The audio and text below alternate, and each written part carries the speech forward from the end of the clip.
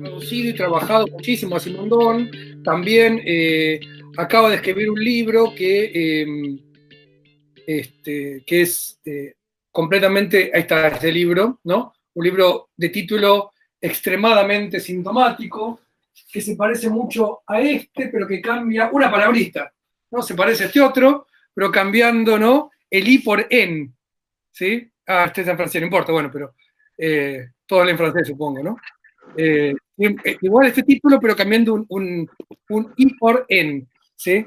No las palabras y las cosas, sino las palabras en las cosas, ¿sí? Y efectivamente tiene que ver con un giro, con una transformación, no ya de la teoría, sino del mundo.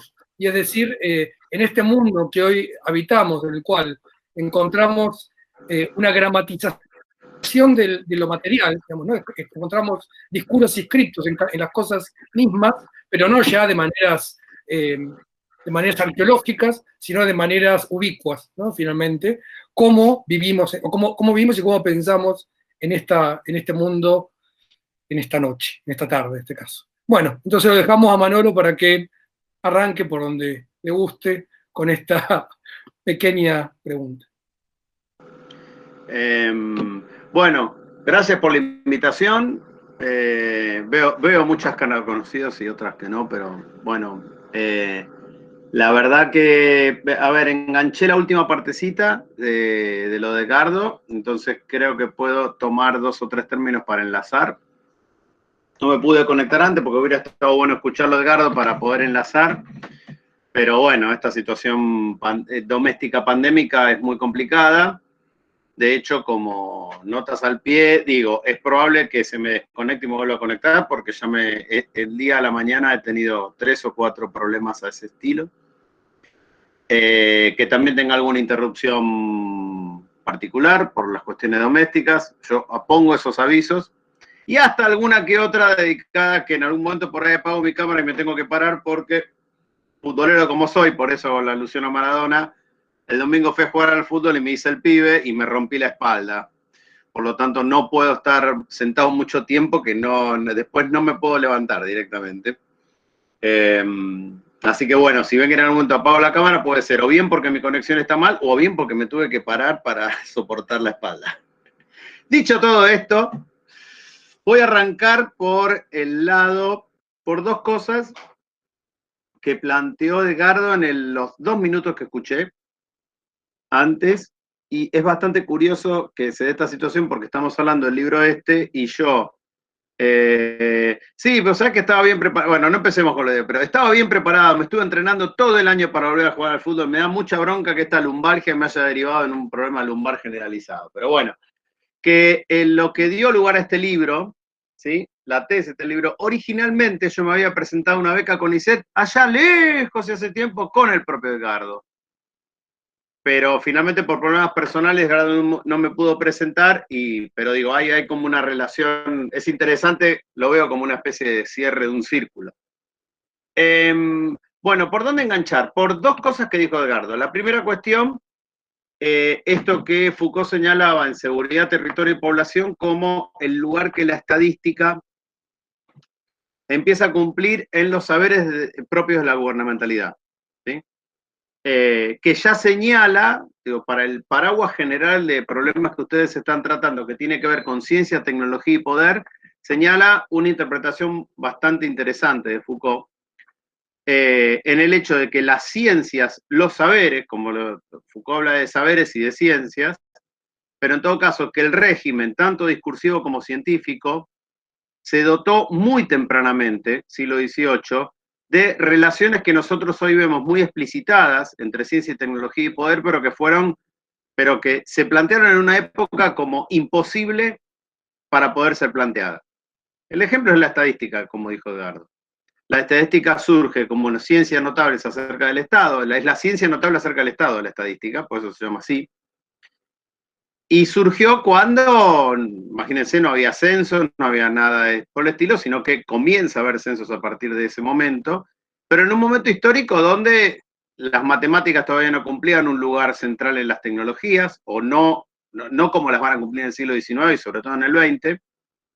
Y sobre todo porque Foucault, cuando interroga esa zona de la estadística, la interroga en el nexo exacto entre saber y poder, ¿sí? Una de las posibilidades de interpretación de gubernamentalidad es el nexo entre saber y poder. ¿Por qué? Porque así lo plantea Foucault en el propio curso, Seguridad, Territorio y Población, que es a su vez una reinterpretación, bueno, esto ya lo vieron con Edgardo, pero Foucault ahí realiza realmente una reinterpretación de su propia obra, hasta ese momento, ¿sí? Después va a seguir la obra, pero hace como una reinterpretación. El segundo punto que quería enlazar es cuando ahí al final Edgardo dijo, bueno, cuidado con el tema de la biopolítica porque en Foucault tiene un papel histórico y crítico, es un concepto crítico anclado en una cuestión histórica, mientras que para Agamben es algo más. Entonces, y las dos cosas están enlazadas, la estadística y la biopolítica, porque de hecho la estadística crece, o la estadística se constituye como un saber poder, justamente a partir del enlazamiento que Foucault propone con la noción de biopolítica, ¿sí? Entonces, ¿por qué el libro entonces se llama Las palabras en las cosas?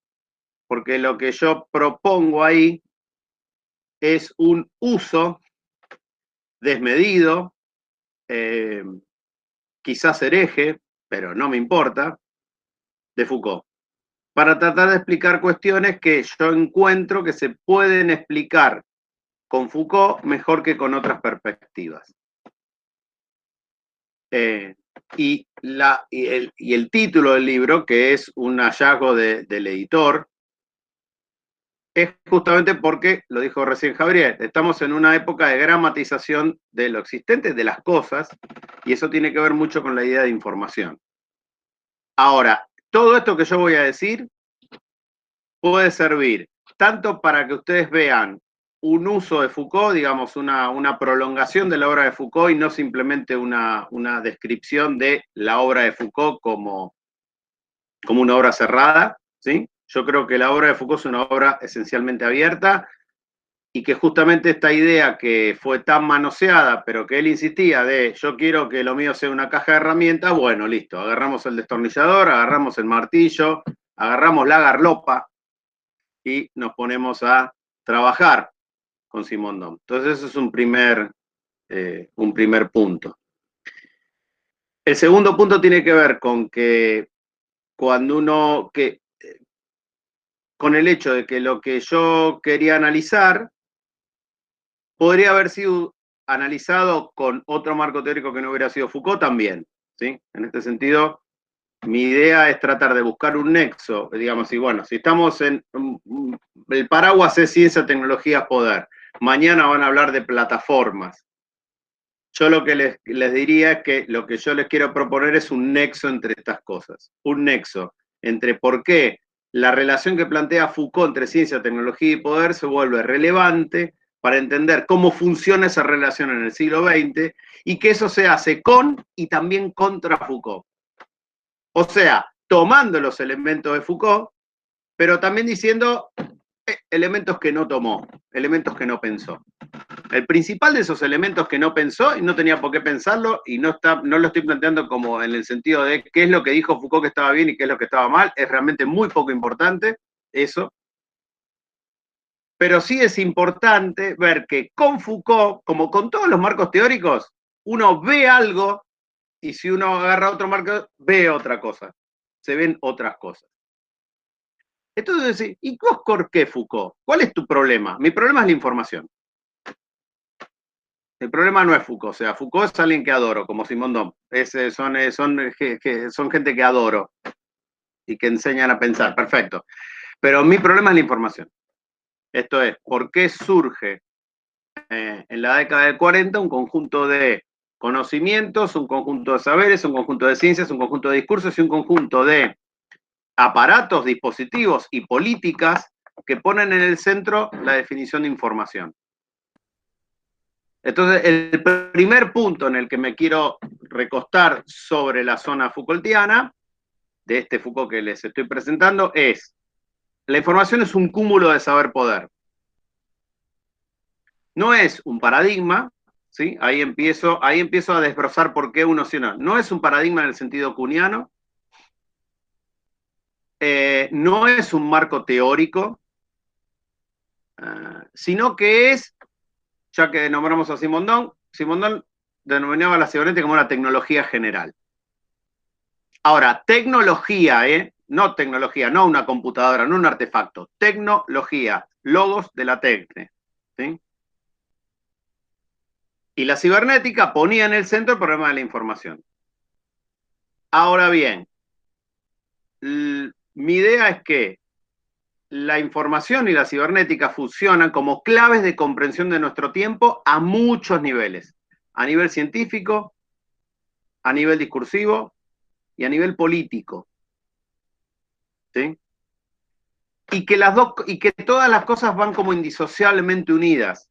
No es que, digo, si estamos hablando de ciencia, tecnología y poder, la propuesta es, primero, pensándolo en términos de política, la noción de poder de Foucault, que es su idea de política, es una noción de poder que está completamente imbricada con la noción de saber. Y tengo que cerrar el WhatsApp, porque si no me van a escuchar el pipí.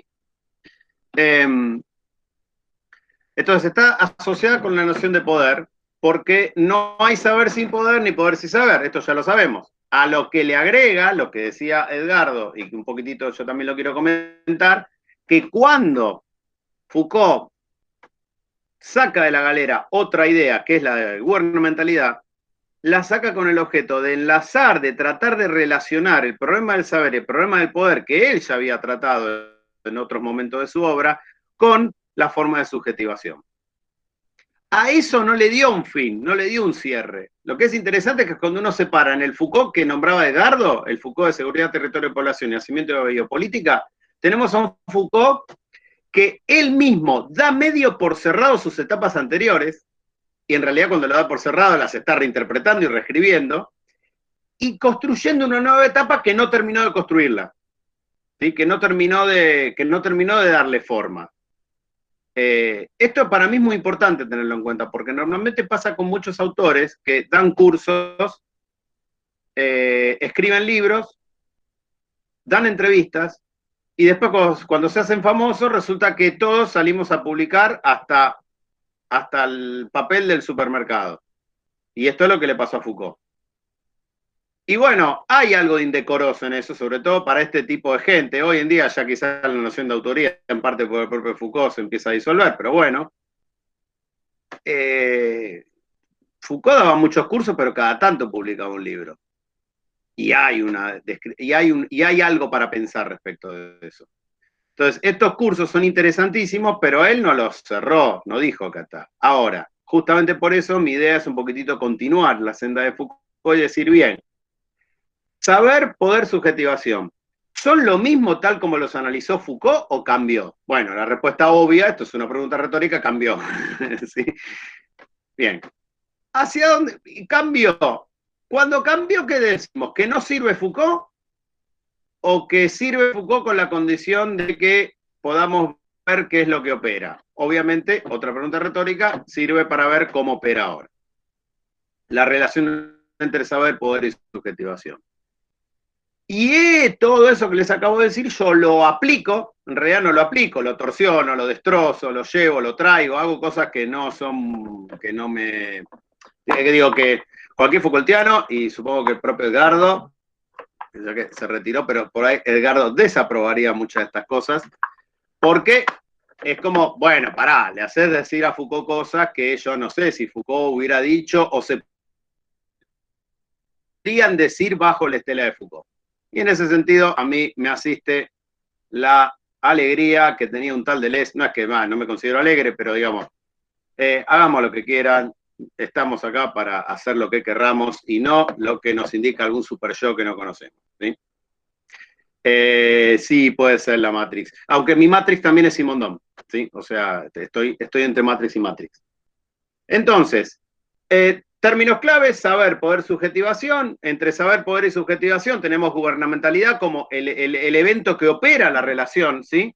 Que opera la reversibilidad entre saber, poder y la que liga saber poder con subjetivación, y para eso es clave, a mi juicio, la noción Foucaultiana de dispositivo, una noción muy interesante para pensarlo, porque mezcla todo, pero al mismo tiempo al mezclarlo uno puede empezar a discernir problemas y vincularlos. Y lo que a mí me parece es que efectivamente la información, la idea de información, la idea de comunicación derivada de la idea de información y lo que trae la cibernética a este mundo es justamente un cúmulo de saber poder según, y después veamos el tema de la subjetivación. Entonces, mi idea es movilizar ese Foucault complicado, que es el Foucault de las palabras y las cosas, que es un Foucault complicadísimo, y el Foucault de la arqueología del saber, que es todavía más complicado, ¿sí? Cuando Edgardo decía esta cuestión del método, ustedes saben que la arqueología del saber, Foucault lo escribió para responder a las críticas. Y cuando uno lee el libro, es un libro juguetón. La verdad que es un libro donde Foucault elude dar definiciones conscientes de todo, y es uno de los mejores libros de Foucault. La escritura es brillante y tiene una entidad fabulosa.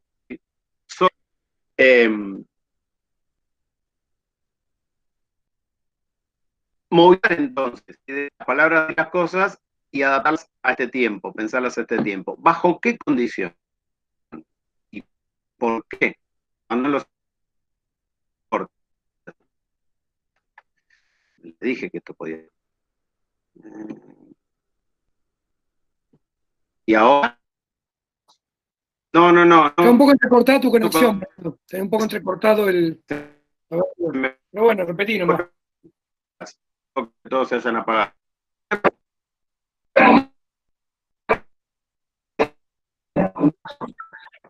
Pensar que esta idea se puede traer al presente, traer a los últimos 50 años. Sí, voy a quitar el video que da. Vamos a hacer eso. A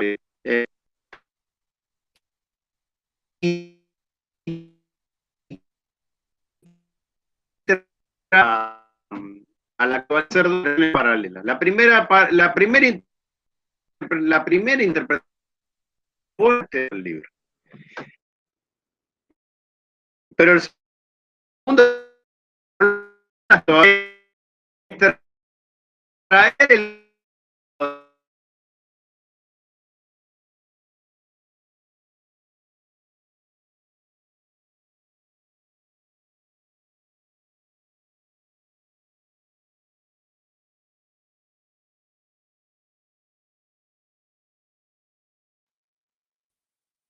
Parece que se cortó nomás, Manolo. Ahí se cortó completamente. A ver si, no sé si escuchás ahora. No, apagar las cámaras nuestras no sirve igual porque hay un problema de conexión de él, así que no ayuda. Se nos fue. Tiene algo, ¿no? De película surrealista, ¿no? El sonido, todo, parece una. Bueno, caemos en el surrealismo. Hoy en día, ayer y hoy son días surrealistas, definitivamente. Ahí, y encima había apagado el WhatsApp porque tenía problemas, pero bueno, así que tampoco lo puedo contactar. No sé si escuchás, Manolo, pero quedaste fuera quedaste fuera del circuito conectivo. Supongo que volverá. Esta idea de la conjuntividad y la conectividad que plantea Bifo, nunca mejor aplicada que ahora.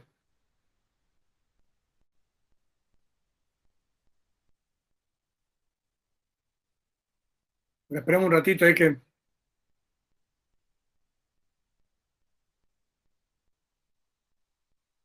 Inclusive el sonido es entrecortado, sonaba como parecía una película soviética de los años 60, no sé.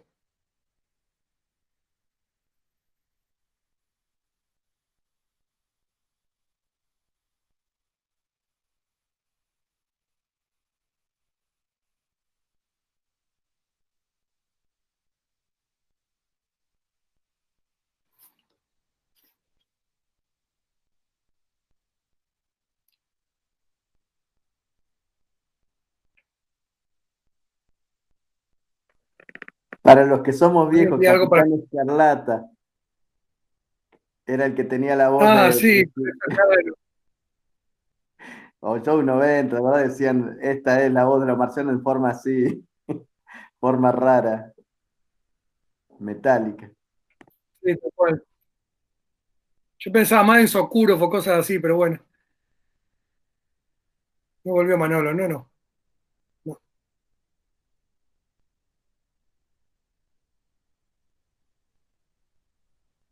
Bueno, esperamos un cachito, a ver, ya volverá. Por ahí se está poniendo algo en la espalda y ya vuelve.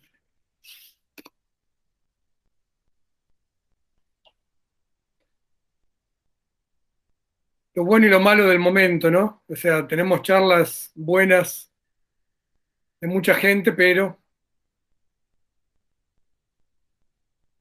no todas se llevan a cabo bien. ¿Algún comentario, alguna pregunta que haya quedado? Algo aprovechamos si quieren, vamos charlando un ratito mientras vuelve Manolo.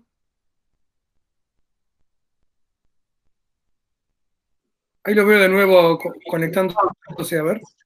Sí, se cortó completamente. Sí, estás de Bueno, nuevo, vamos otra vez. preventivamente apago la cámara, se desconecta completamente y no sé cómo seguir esto, pero ya advertí que hoy estaba muy complicado todo. Bueno, entonces, estábamos con saber, poder, subjetivación, activación de dos matrices, la matriz del problema del saber, pero también la matriz móvil de saber, poder, subjetivación. Bajo la idea de que es toda una cultura la que se mueve al compás de la información. Y acá donde viene la tesis quizás más difícil, o no difícil, pero sí que puede ser polémico o discutible. Es como si estuviera haciendo la crítica. Me siento haciendo la crítica. Bueno, acá Manolo, la verdad que es un desastre lo que plantea, pero bueno. ¿Qué es esto? ¿Por qué dar cuenta de algo como la cibernética, que podría formar parte de la historia de la ciencia, que podría formar parte de la historia de la tecnología, que podría formar parte de una epistemología, que podría formar parte de un montón de cosas? ¿Por qué verla con marco Foucaultiano, Manolo? Bueno, una respuesta posible es porque eso me permite ver, primero, saber poder rápidamente. Yo podría decir que es fundamental la noción de feedback porque permite construir en un concepto común una serie de investigaciones que se llevaban a cabo en común en la biología, en las tecnologías de información que todavía no estaban formalizadas como campo, ¿sí? Pero que existían, en la búsqueda de ciertos mecanismos automáticos que van desarrollando una especie de, entre comillas, comportamiento propio, y la cosa funcionaría. Yo podría hacer la historia, la noción de feedback en ese sentido. Se podría hacer. Ahora, a mí lo que me importó siempre en este sentido es ver para quién y cómo funcionaba el feedback y qué definición, y si estaba asociado a una definición de mundo. ¿Sí? Dos cosas diferentes. Primero, si estaba tratando de definir una nueva serie de fenómenos o trataba de definir fenómenos que habían sido delimitados de otro modo o que habían sido definidos de otra manera y que ahora tienen una nueva definición. Bueno, claramente una noción como la de feedback, retroalimentación, es una noción que aunque explica cosas que venían antes, ¿sí? En la lógica kuhniana, ¿no? Explica cosas que se explicaban previamente, explica una nueva serie de cosas que todavía van a estar por aparecer, pero no aparecen, o sea, inventan mecanismos que sufren procesos de retroalimentación tan complejos como los procesos de retroalimentación de los seres vivos, por ejemplo, en el mantenimiento de la homeostasis. ¿Sí? Ahora, cuando inventan eso, lo inventan. En el caso de Wiener, con un cañón antiaéreo que tenía que mejorar. En el caso de Turing, en el caso de Shannon, que trabajaban por un lado la computabilidad y por el otro la posibilidad de codificar ondas electromagnéticas, trabajan en sistemas de decodificación en este caso, de los sistemas encriptados nazis, pero con una lógica general, digamos, lo trabajaban con una especie de proyecto que es en sí un proyecto de poder. Cuando digo proyecto de poder, lo digo en sentido Foucaultiano, no es que Wiener quería ser el presidente de Estados Unidos, ¿sí? Está claro, no estamos hablando de este tipo de idea, estamos hablando de relaciones de poder, esto es, activar una definición científica o una definición discursiva en función de una relación de asimetría entre varios personajes, grupos, ¿sí? Activarla. Esto es lo que Foucault, para mí, es como la base de un problema que ustedes pueden ver, ustedes lo ven como en términos de política científica, ¿sí? ¿Se me escucha bien? Porque si ustedes se van yendo la cámara, Sí, se se te entrecorta escucha un bien. poco, seguro. Ah, es genial, qué bueno. Porque yo cuando veo que se apagan las cámaras, pienso que se está entrecortando. Bueno, entonces, respecto, por ejemplo, de todo lo que ustedes creo que, según lo que me toca ver, vinieron viendo en el curso, en el seminario en general. Si yo digo una idea de política científica, la asunción de esa expresión supone que tenemos la ciencia que se ocupa de definir, de hacer definiciones verosímiles sobre cosas relativas a las cosas y los seres humanos, y políticas que son el modo en que los seres humanos queremos o pretendemos manejar esa relación que establecemos con el mundo, bajo la forma científica. ¿Sí? Esto es lo que diría de política científica. Cuando yo paso el término política científica por el tamiz saber poder Foucault, la cuenta da un poquito diferente. La cuenta da que todo espacio de definición científica en realidad es un espacio de disputa de poder. Entonces uno dice, bueno, pero eso lo tenemos en estudios sociales de la ciencia y la tecnología. Sí, por supuesto. Pero justamente los estudios sociales de la ciencia y la tecnología partieron de la crítica de la epistemología, de la crítica de la filosofía y de la técnica, para proponer, para pensar cómo la política se encuentra inmiscuida de manera inextricable en las relaciones de saber, pero Foucault lo que dice respecto de eso, ¿sí? Foucault nunca habló de los estudios sociales de la ciencia y la tecnología, estoy mezclando abiertamente un montón de cosas, pero porque me interesa la cuestión conceptual, no quién dijo, quién no dijo, es que toda formulación científica contiene sí una relación de poder, que no necesariamente es la relación entre quién gana, quién pierde, grupos, sujetos, ¿sí? Son relaciones de poder. Nietzscheano, esto es nietzscheano, esto es Nietzsche, ¿sí? Relación de poder en sentido nietzscheano. Poder sobre las cosas, poder sobre nosotros mismos, poder sobre los demás, y los demás ejerciendo el poder sobre nosotros mismos, ¿sí? Y sobre otras cosas. Entonces, si en el plano más de la historia de la relación entre ciencia y política uno puede decir, de manera más o menos verosímil, y sí, la cibernética surgió en el seno de la investigación bélica, 80% en Estados Unidos, 10%, wow, 80%, 65% en Estados Unidos, 30% en Inglaterra, un 5% en Francia, y qué sé yo. Y no estamos incluyendo a Alemania porque estamos en guerra, pero Alemania también tiene su porcentaje. Eso es así, pero desde el punto de vista de Foucault sería de este modo. Perfecto, así que inventaron la noción de feedback, inventaron la noción de información. ¿A quién le sirve y para qué, en qué contexto? ¿Y qué definición de mundo están llevando adelante? ¿Están definiendo algo nuevo o están simplemente poniéndole un nombre a algo que ya estaba? Bueno, obviamente mi hipótesis, para basarme en las palabras y las cosas, es están inventando algo nuevo, bajo la excusa de estar definiendo algo viejo con nombres nuevos. ¿Qué inventan? La computadora. Dale. ¿Qué inventan? Los sistemas digitales. ¿Qué inventan? La biología molecular. O sea, inventan cosas que no existían antes. Porque uno podría decir, no, bueno, pero Manolo, la noción de señal, la noción de código, la codificación ya estaba ocurriendo. Perfecto, pero no había una teoría unificada que me ponía señal, código, programa. No me los ponía todo en una serie para describir, bueno, hay un conjunto de fenómenos que yo los puedo describir con este nuevo aparato categorial, y con este aparato además voy a inventar cosas que no existían antes. O sea, una de las características para mí sobresalientes de la cibernética y de las teorías y técnicas y tecnologías de información es que son teorías llevadas inmediatamente a la práctica. no son teorías científicas que después buscan una confirmación en algo técnico, que es el sentido común de la relación entre ciencia y técnica, sino que ella es una tecnociencia. Esto es que la idea de tecnociencia que nosotros manejamos, bueno, tecnociencia como la denuncia de que los científicos están al servicio de lo tecnológico, no solo es una denuncia ingenua, porque siempre fue así, desde Foucault hablar de tecnociencia, che, ¿en serio me lo estás diciendo? Vamos. ¿Sí? Que Galileo estaba en el cielo de no sé qué, Newton estaba no sé en qué cielo, bueno, Newton seguramente, los dos estaban viendo algunos cielos, pero digo, y después no, claramente no, pero lo que sí es cierto que ese fenómeno de la cibernética en la década del 40 hizo todo rápido al toque en ese momento, ¿sí? No es que íbamos a buscar, sino que es un saber científico,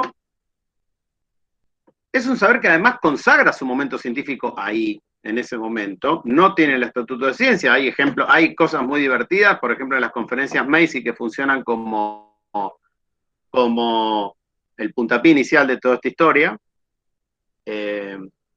como que, siempre se me está, efecto de la vejez, Max Delbruck, que es uno de los que después van a recibir un premio Nobel de Química, creo, por haber descubierto ciertos procesos que son muy importantes para la biología molecular, que se basa en la idea de información aplicada a la biología.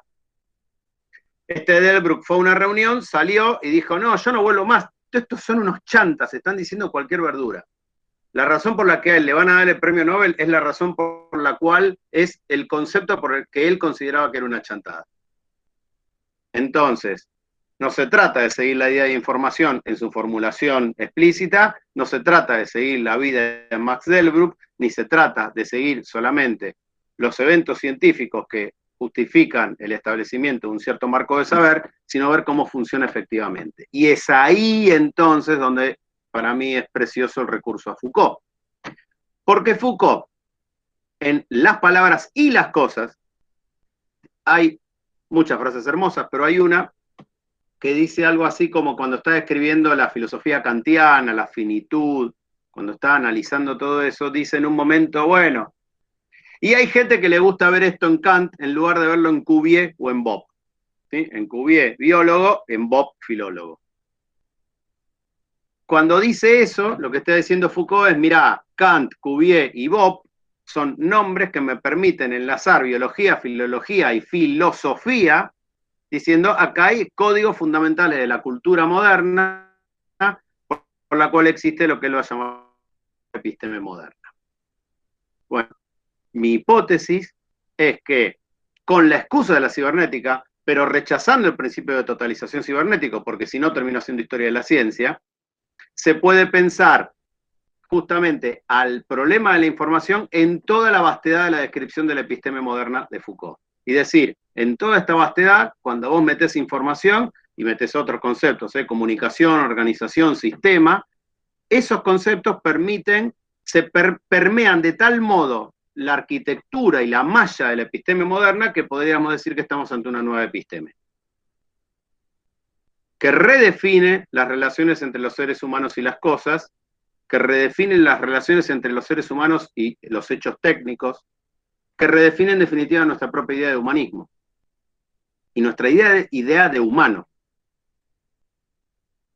Las redefine y además, en el caso de la cibernética, es muy explícito. Queremos hacer una máquina que piense. Listo, o sea, es explícito, lo quieren hacer tal cual. ¿Es la única vez en la historia de la humanidad que se propone eso? No, para nada. Pero sí la primera vez que empiezan a hacer la maquinita.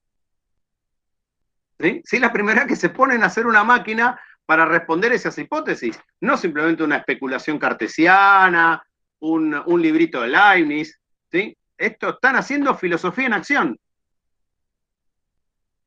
Filosofía con cables. Están haciendo filosofía con cables. Están haciendo filosofía con, después van a ser semiconductores. En ese momento del 40 todavía no, pero van a ser los semiconductores.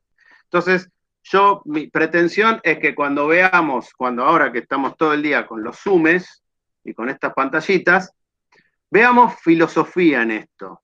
Yo veo la computadora y es una propuesta sobre el mundo, es una ontología lo que tenemos acá. Ahora, esta ontología no es la ontología del siglo XIX.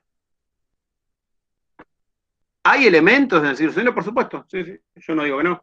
Ni tampoco me gustaría que se entienda esto como una partición epocal clásica. Mi interés por Foucault en este punto es simplemente decir, ojo, que todo lo que Foucault escribe como la episteme moderna, en todos los puntos que uno ve, en todos los puntos interviene el problema de la información. Y dice, acá esto, acá esto, acá esto, acá lo otro. Perfecto. Eso es en cuanto a una de las partes que les conté, que es movilizar las palabras y las cosas y la noción de episteme en este nuevo panorama. La segunda es la movilización de la relación entre saber, poder y subjetivación. Esto es, ahora lo que hay que poder demostrar es cómo, una vez que un gran conjunto de ciencias, yo no digo todas, ni me arrogo la posibilidad de describir la totalidad de las ciencias, eso no lo puede hacer nadie, pero sí que en ciertas regiones de saber, vamos a decirlo de manera más humilde, en ciertas regiones de saber se observa un mismo movimiento. Es un mismo movimiento. En esas regiones son regiones tan diferentes como la psicología, la biología, las ciencias de la información, que se constituyen en parte como un saber independiente y en parte como un saber que infiltra a los demás, ¿sí? De hecho, creo que eso es una de las ideas más impactantes de los saberes acerca de la información, que es, por un lado, te traen el bicho técnico y por el otro te ofrecen un modelo epistemológico para una ciencia que busca un nuevo orden. El caso sigue siendo la biología molecular. El ejemplo todavía, que a mí me parece más claro para esto, es pensar cómo el modelo de la comunicación que la lingüística toma de la teoría de la información, ¿sí? Shannon, emisor, mensaje, receptor, código, canal, contexto, ese es el modelo de Jacobson, que Roman Jacobson toma de Shannon. Ese modelo era originalmente pensado para una máquina, ¿sí? Era pensado para una máquina de información que usaban seres humanos, en el caso de Shannon era el teléfono, pero que debía servir para explicar cómo las máquinas se podían comunicar entre sí. A eso es más complicado porque no son seres humanos comunicándose a través de máquinas, sino máquinas comunicándose entre sí. Y eso además es pasado a una ciencia aparentemente alejada de todo esto, que es la biología, y le da a la biología molecular, esto es, al momento en que la biología se empieza a dar cuenta que la vida reside en el análisis de las moléculas y no de los tejidos, le da un modelo epistemológico para entender que la relación que hacen las biomoléculas es una relación de comunicación.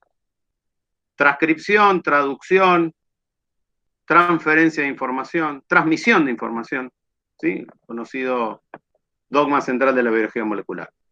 Si hasta acá más o menos me siguieron, se dan cuenta que esto redefine así derecho la biopolítica. Porque si la biopolítica depende de un fenómeno, como dijo Edgardo, no es una categoría ontológica o filosófica o trascendental, sino una descripción o un análisis histórico y crítico, Foucault dice en algún momento en Genealogía del Racismo, o sea, en Hay que defender la sociedad, forma parte de estas traducciones extrañas que ocurría con Foucault en la década del 80, época maravillosa. La biopolítica no es lo mismo si la biopolítica se basa en la gestión de los cuerpos, que si la biopolítica se basa en la gestión de las moléculas a través de las cuales gestionan los cuerpos. No es lo mismo. No es la misma biopolítica.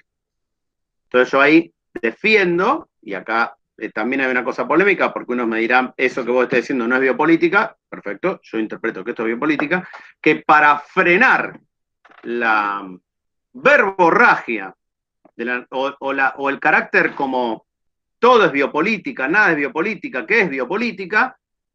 Yo digo, en la estela de lo que Foucault plantea en Hay que defender la sociedad, sería muy difícil entender qué es la biopolítica si no vemos que hay una asociación siempre cambiante con la biología. Hagamos una cuenta, es sencillo, dice biopolítica. A bio le ponemos biología, biología es saber, política es poder. Listo, es una cuenta matemática.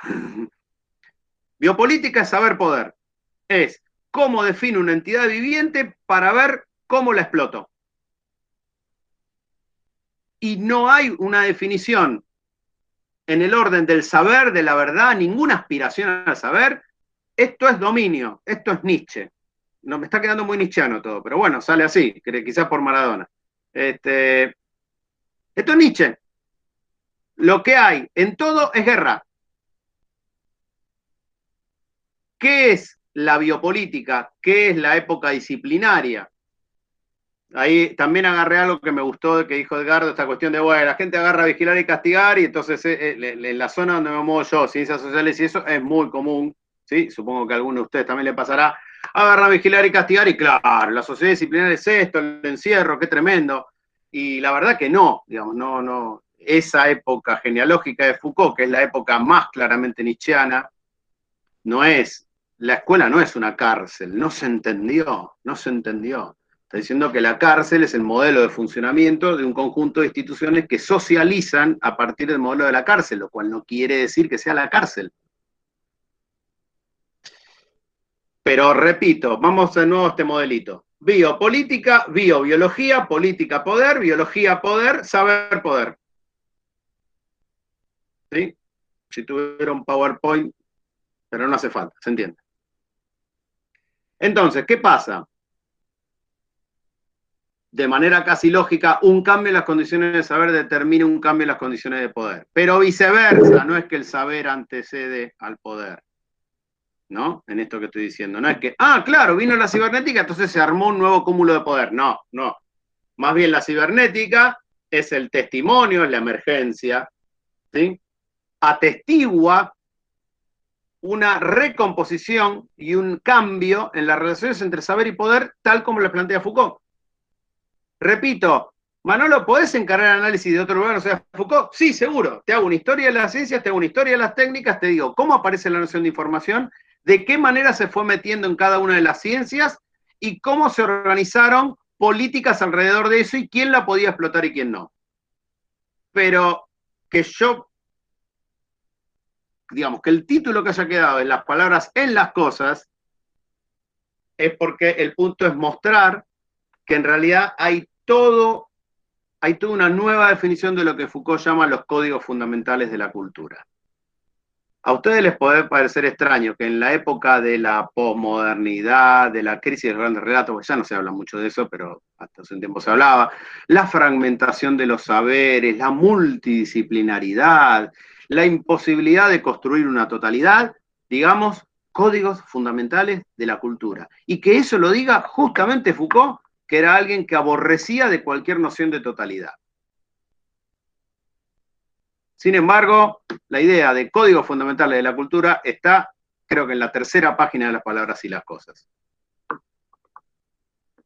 Y a mí me gusta esa especie como de, bueno, esto es así, todo enterito, y decir, bueno, ¿por qué no examinar la posibilidad de que los saberes acerca de la información, la comunicación, la organización del sistema estén en la base de ciertas disposiciones, para no decir la palabra código, que es una palabra ya bastante tomada justamente por el conjunto informacional, ciertas disposiciones fundamentales de la cultura moderna, incluso de una cultura moderna que ya se desparramó en culturas y que ya no se sabe si son modernas, justamente por eso.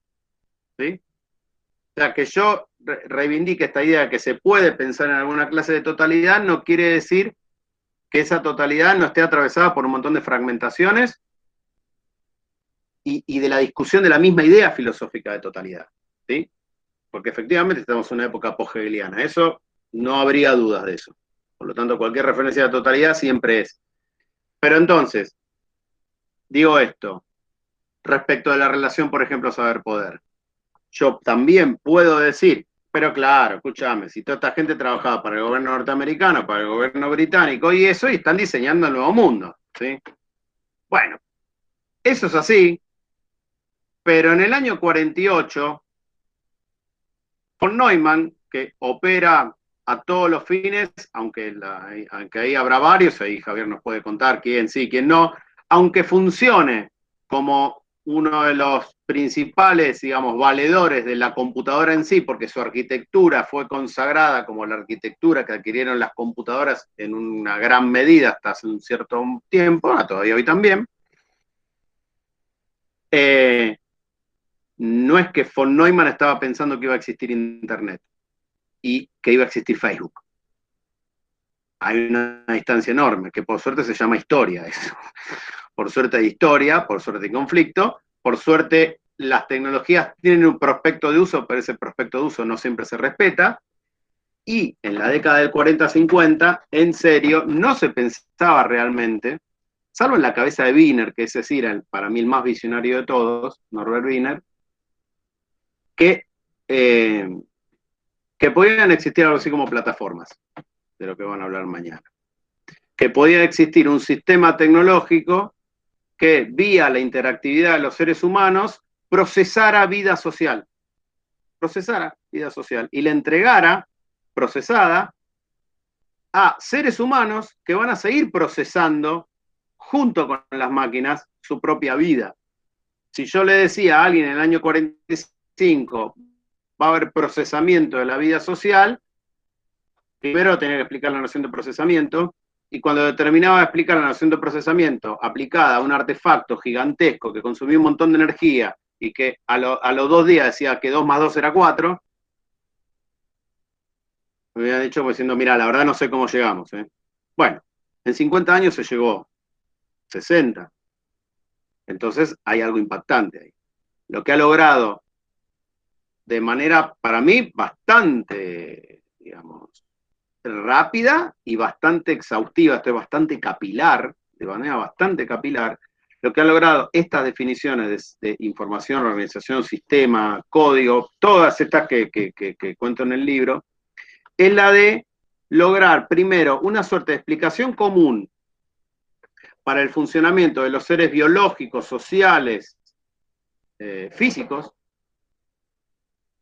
y transformar eso en la base, no en la base, o tramar eso, porque no quiero que me quede como que saber genera poder, entonces hay que estar siempre corrigiéndola.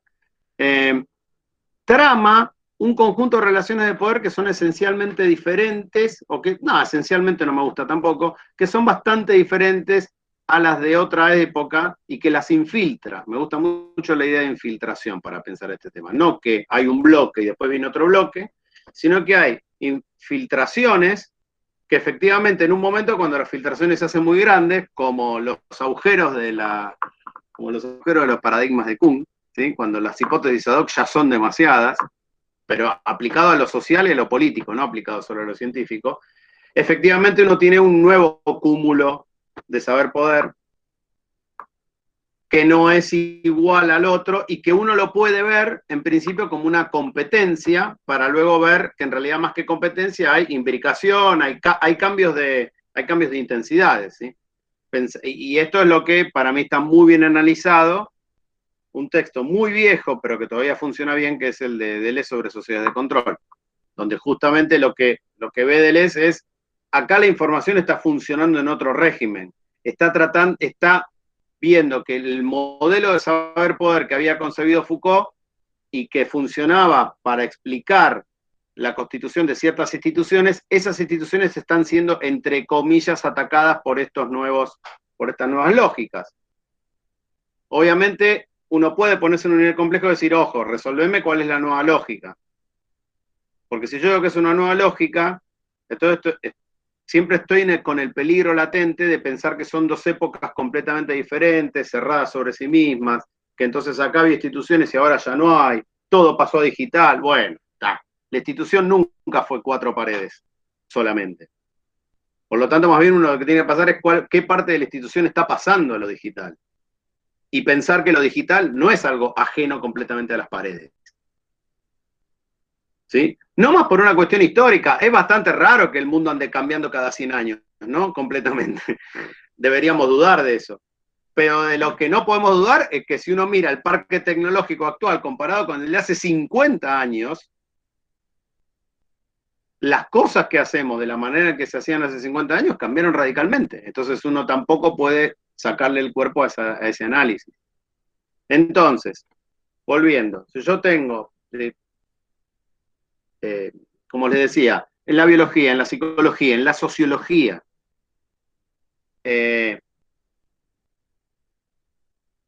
aparecen nuevos saberes y viejos saberes atravesados por nuevos conceptos que generan redefinición de esos saberes, pero también generan creación de nuevos objetos técnicos, parques tecnológicos que están relacionados con que están vinculados con otro tipo de relaciones de poder. Que supone también una redefinición de cosas que Foucault había definido antiguamente como la base de esas relaciones saber-poder. Por ejemplo, el cuerpo. ¿Sí? En la teoría del poder de Foucault, el centro es el cuerpo. De eso no tengo, bueno, yo diría no hay centro, pero sí hay, es el cuerpo. Porque esto es Nietzsche, recordemos, esto es genealogía de la moral. Entonces, Foucault dice, cuerpo, voy a tomarme el atrevimiento de prender la cámara, porque veo que hace 20 minutos que están dando bien, entonces, ahí. Sobre todo porque es muy extraña esta situación, porque yo me la pasé haciendo gestos como si me estuvieran mirando, y ahí me di cuenta que no me estaban mirando, y además no me estaban mirando porque esto no es mirar o qué sé yo qué es. Entonces pasa todo eso. Cuando me di cuenta, me vi ese gesto de el espejo de una pantalla que me devolvía mi propia imagen, ¿sí? En el sentido de las meninas de Velázquez, que abre las palabras y las cosas, dije, ok, trasvasemos ese espejo en lo posible y miramos, por ejemplo, a cámara, como en este momento. Pero también ustedes, no cámara.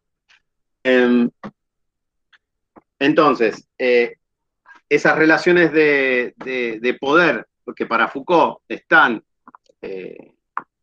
radicadas, si se quiere, tiene su sede en el cuerpo, efectivamente, desde el punto de vista, por ejemplo, de la biopolítica, no es lo mismo, para nada,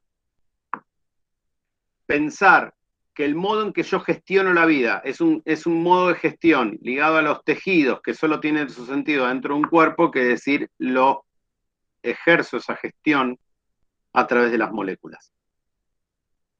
Cambia la idea del cuerpo.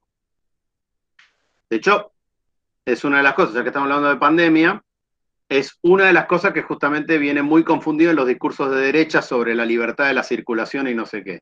No, mirá, el problema no es con vos, es con el bichito ese. ¿Sí?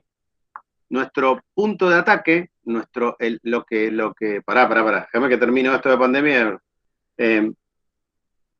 Nuestro punto de ataque es el bichito. Y lo que todavía no podemos lograr es descular el funcionamiento del bicho dentro de cuerpos, pero lo que sí sabemos, como se sabía desde el siglo XVIII, por lo menos, o diría de la antigüedad griega también, y de los incas y todo, es que los cuerpos son vectores de transmisión de una cosa que genera la muerte de otros cuerpos.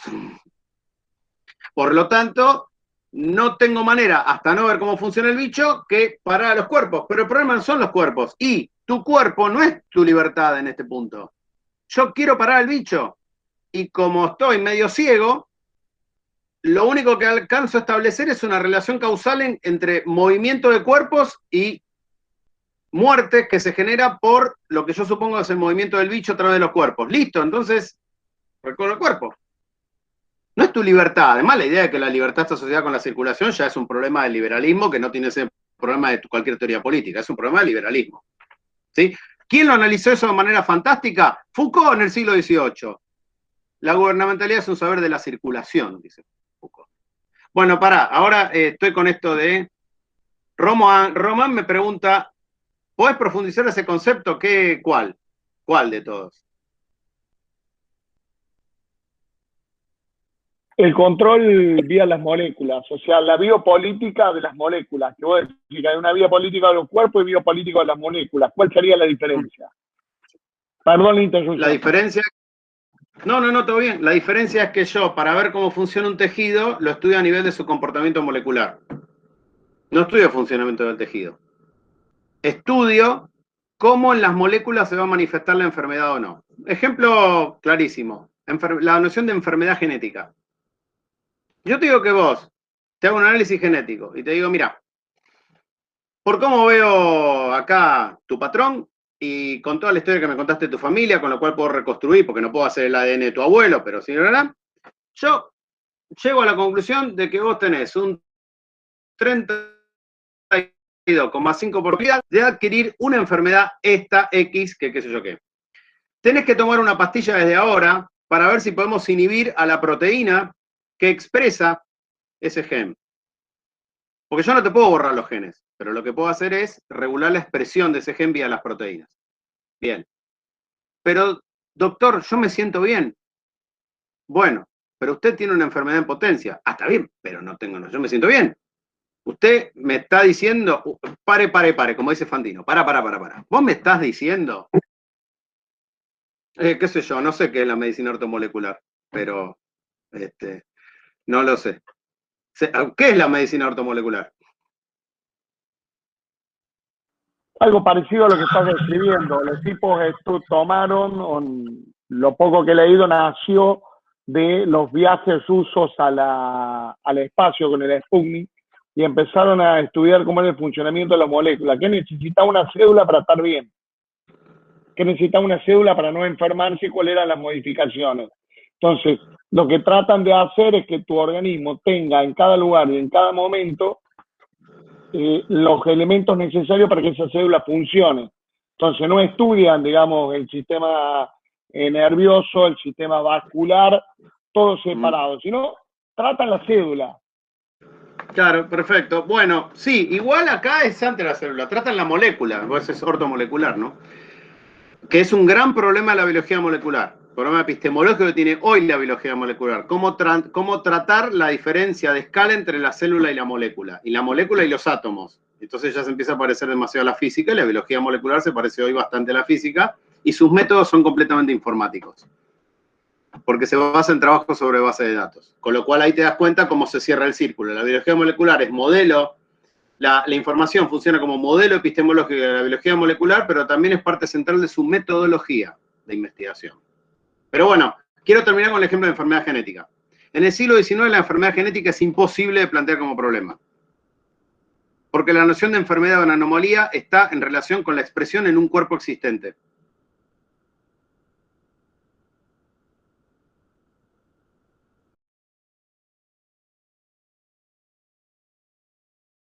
¿Cómo estamos? Dígame cómo estamos de conexión. Nos quedamos en el cuerpo existente y quedaste. No, pues creo que terminé. Se congeló ahí. Tu cuerpo no existente se congeló cuando dijiste cuerpo existente.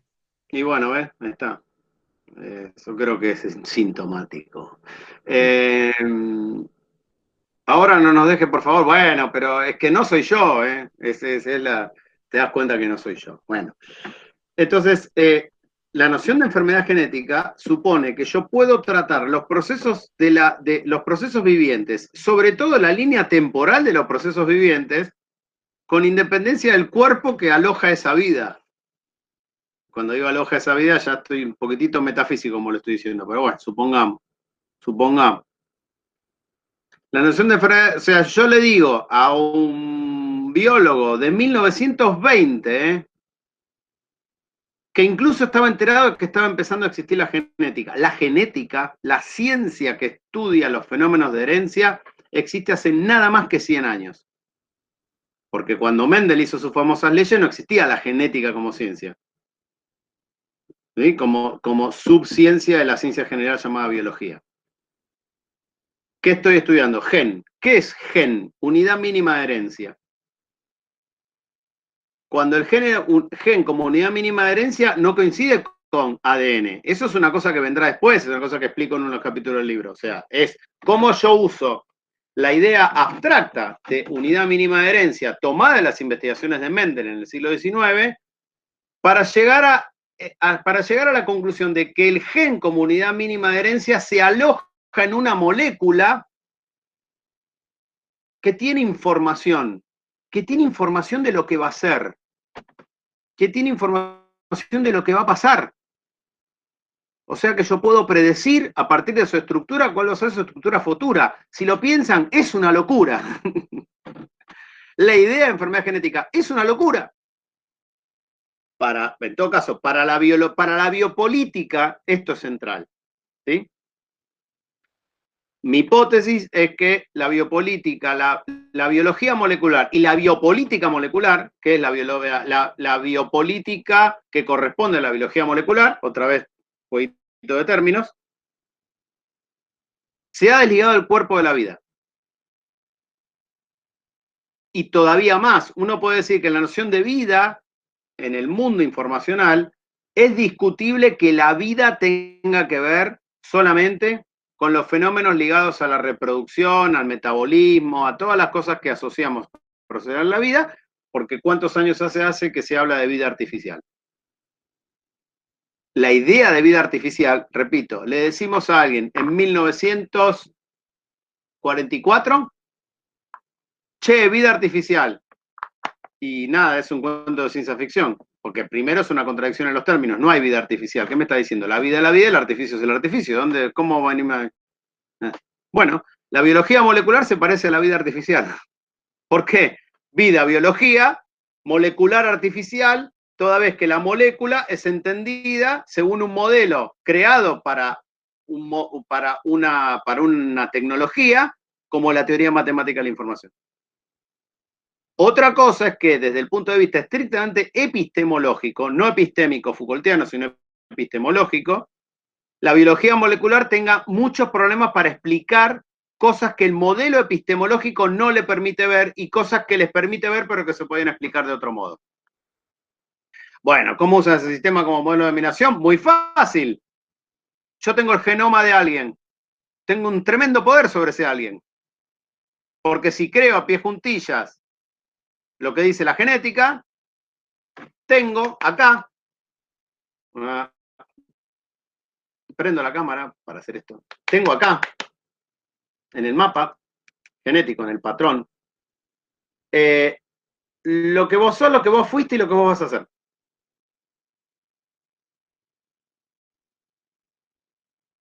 El poder hoy de la biología molecular es inmenso, no habría vacuna tan rápido si no fuera por la biología molecular, y hay que ver qué tipo de vacuna y cómo, pero bueno, esa es otra historia. Pero fíjate, no, y bueno, está determinismo full. En una parte sí, justamente hoy la biología molecular es un campo interesantísimo, yo trabajo con biólogos, porque justamente es un campo donde la teoría de la información avanzó con todo durante 30 años, 30, 35, 40 años, mucha capacidad predictiva, mucho paso de los marcos teóricos a tecnologías, ¿sí? A tecnologías de manipulación, entre comillas, de moléculas, pero hoy están viendo que en realidad el modelo epistemológico está teniendo crisis para explicar algunas cosas.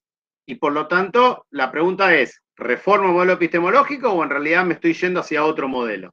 Es un tema muy complejo que no quiero entrar porque nos hundimos en una larga, pero tiene que ver mucho con qué es la información. Y esto sí tiene que ver con la vida social, la vida social, la vida molecular, la vida artificial, la vida en cualquier orden que lo...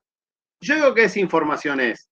La información es un código que yo tengo escrito y que tal como está escrito, tal como está formulado, tal como está materializado, es la cifra de lo que existe.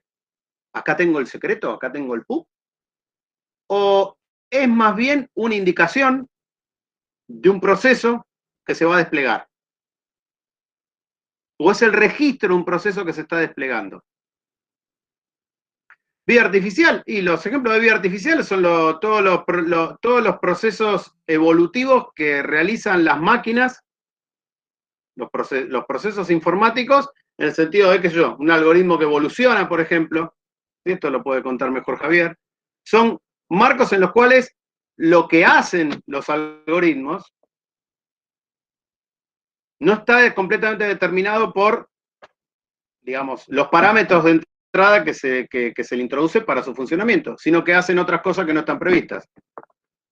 De manera tal que hoy un día un proceso algorítmico puede llegar a crecer, esto es, ir hacia un lado que no estaba previsto por quien lo crea, que no cumple una orden solamente estricta, sino que tiene un comportamiento.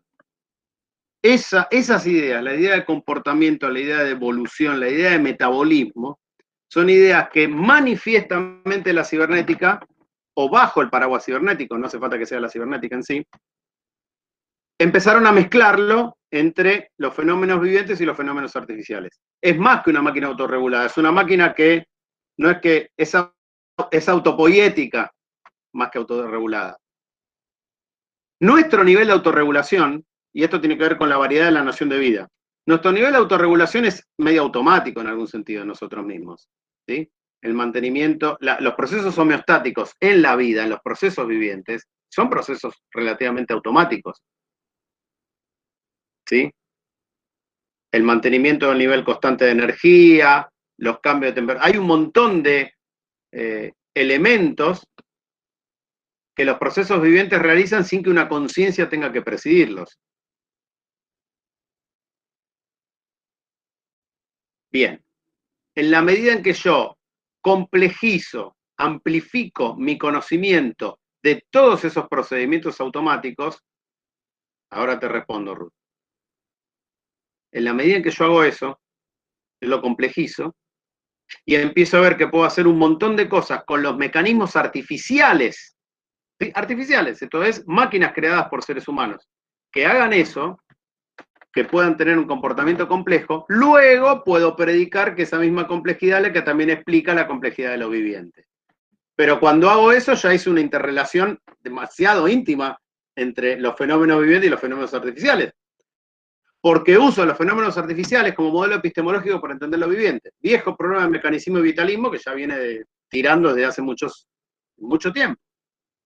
Pero ahora manifestado en algo, no sé cómo decirlo, algo que tiene una reversibilidad entre crear un hecho técnico que tiene una influencia social y explicar un fenómeno viviente como se hubiera explicado en otros momentos históricos, esa reversibilidad es inédita. No se había producido antes, ¿sí? Las hipótesis mecanicistas sobre el funcionamiento de lo viviente eran hipótesis que solo empezaron a ser verificables o no cuando existió la biología. Cuando pasó a existir la biología, que es en 1800, no antes. Y ahí, otra onda Foucaultiana, nominalismo. No, porque la biología... No. Decime quién dijo biología por primera vez y dijo, estudia los fenómenos vivientes que no son los fenómenos de la física. Listo, fue. Lamarck en 1800. Listo, 1800, punto. Bueno, pero Foucault, la noción de vida en el siglo XVIII, escúchame, ¿está? ¿Qué sé yo? Leibniz habla de vida. Está bien, pero no es la noción de vida que maneja la biología. Punto. Seamos nominalistas. Sí, por supuesto, Aristóteles también hablaba del alma, pero bueno, no estamos para decir, ¿se entiende el punto? El punto es, un discurso de saber que aspira a su estatuto científico, en un momento nomina, pero cuando nomina, dice Foucault, cuando nombra para dominar o nombra para ejercer algún tipo de poder. Entendiendo poder no como una sustancia, ¿no? No es que ejerce poder, esto es le pego. No es que yo le estoy pegando a un tigre, bueno, si llego a pegarle, no estoy pegando un tigre por decir biología. Estoy diciendo, nombro es el que conozco, domino, abro un campo. Hago todo eso cuando hago eso. Entonces, para ver, estábamos con la pregunta de, ¿es más que una máquina regular y el entorno influye? Claro, bueno, Ruth, justamente la gran deriva que yo trato de escribir en el libro es justamente una deriva que va desde todo un conjunto científico y de poder ligado a un determinismo, esto es a decir, yo acá tengo la clave, el ADN es la clave, el programa es la clave, la clave está en los momentos iniciales, ¿sí? Por ejemplo, en el modelo comunicacional es el poder del emisor, mensaje, receptor, ¿quién determina todo? El emisor. Esos momentos iniciales fueron justamente tomados en los últimos años por la consideración del contexto y el entorno como con una influencia decisiva en el comportamiento del sistema. Para seguir con el ejemplo este del ADN, si yo digo que tengo escrito en el ADN lo que va a pasar con alguien, de manera tal que defino la noción de información genética, estoy obviamente siendo bastante determinista, pero además demasiado confiado en la materialidad de lo que estoy analizando. En cambio, si yo digo que el ADN es algo que está escrito, pero depende de quién interprete el Código Civil, cuál es el abogado, quién es la querella, o sea, cómo se va a interpretar. Ahora, si yo digo la palabra interpretar, se empezó a complejizar el asunto, porque la interpretación no es algo que se pueda dar de una vez para siempre. Cambia históricamente. Si cambia históricamente, entonces ahí es lo que en las ciencias biológicas, pero yo diría en la ciencia de lo artificial también, se describe como la complejidad del entorno. El entorno define qué de eso que está escrito se va a hacer y qué se va a interpretar de eso que está escrito. Si lo que interpretó fue que había que hacer esto o había que hacer aquello. Y si yo me coloco sobre esas zonas, entonces, en el caso, por ejemplo, de la biología molecular, o en el caso del análisis mediático, ¿sí? En el caso de decir Clarín miente, o sea, una cosa es decir Clarín miente y otra es nosotros nos creemos sus mentiras. Son dos cosas diferentes. En el campo de la comunicación, de donde vengo yo, no se deduce que Clarín miente supone que la mentira funciona. Tiene que haber mediaciones para eso. No es tan fácil. ¿Sí? Todos los que emiten quieren mentir. El asunto es si logran mentir y, si me apuran, es definirme mentir. No es tan fácil. Entonces, lo que hay son mediaciones, pero sobre todo algo que también es, digamos, de raigambre, yo diría nietzscheana, pero también de lesiana, que es, mirá, hay devenir en todo esto. Devenir no quiere decir que va a pasar cualquier cosa, pero quiere decir sobre todo que no es que no va a pasar nada. O que lo que va a pasar ya está determinado de antemano. Esto que estoy diciendo, que parece una formulación filosófica, perdón, tengo que buscar y me tengo que parar, pero no voy a apagar la cámara. Hablando de artificial y cuerpo, tengo una coincidencia exacta entre baja energía de la computadora y exceso de dolor en la espalda. Es un buen momento de complejización de la relación hombre-máquina, ser humano-máquina, perdón. Entonces, efectivamente, todas las ciencias de la información o que se remiten a alguna idea de información, de sistema, de organización, en el caso, por ejemplo, de las ciencias cognitivas, de las neurociencias, en todos estos casos, uno ve, esto es lo que también yo quería mostrar usando la noción de episteme, uno ve un movimiento similar, desde confianza excesiva en lo que está escrito, en el modelo de emisor, en el momento en que yo puedo determinar todo lo que va a ocurrir en un proceso en su momento inicial, a un desplazamiento a la noción de tiempo, de despliegue temporal, y el despliegue temporal como sinónimo de complejidad. Y la complejidad como sinónimo de, en realidad, relativa autocreación del propio proceso mientras despliega su noción de información, mientras despliega eso que está escrito, por ejemplo, genéticamente. En el ejemplo, por ejemplo, voy a dar otro ejemplo para salir de la zona biología. En las psicologías alternativas, una de las cuales yo analizo el libro, la terapia sistémica, que es la base de todo un conjunto de terapias psicológicas no psicoanalíticas. Parten de la idea de que en realidad los procesos psicológicos son básicamente procesos de comunicación. Esos procesos de comunicación son parcialmente entendibles bajo las nociones de programa, código, ¿sí?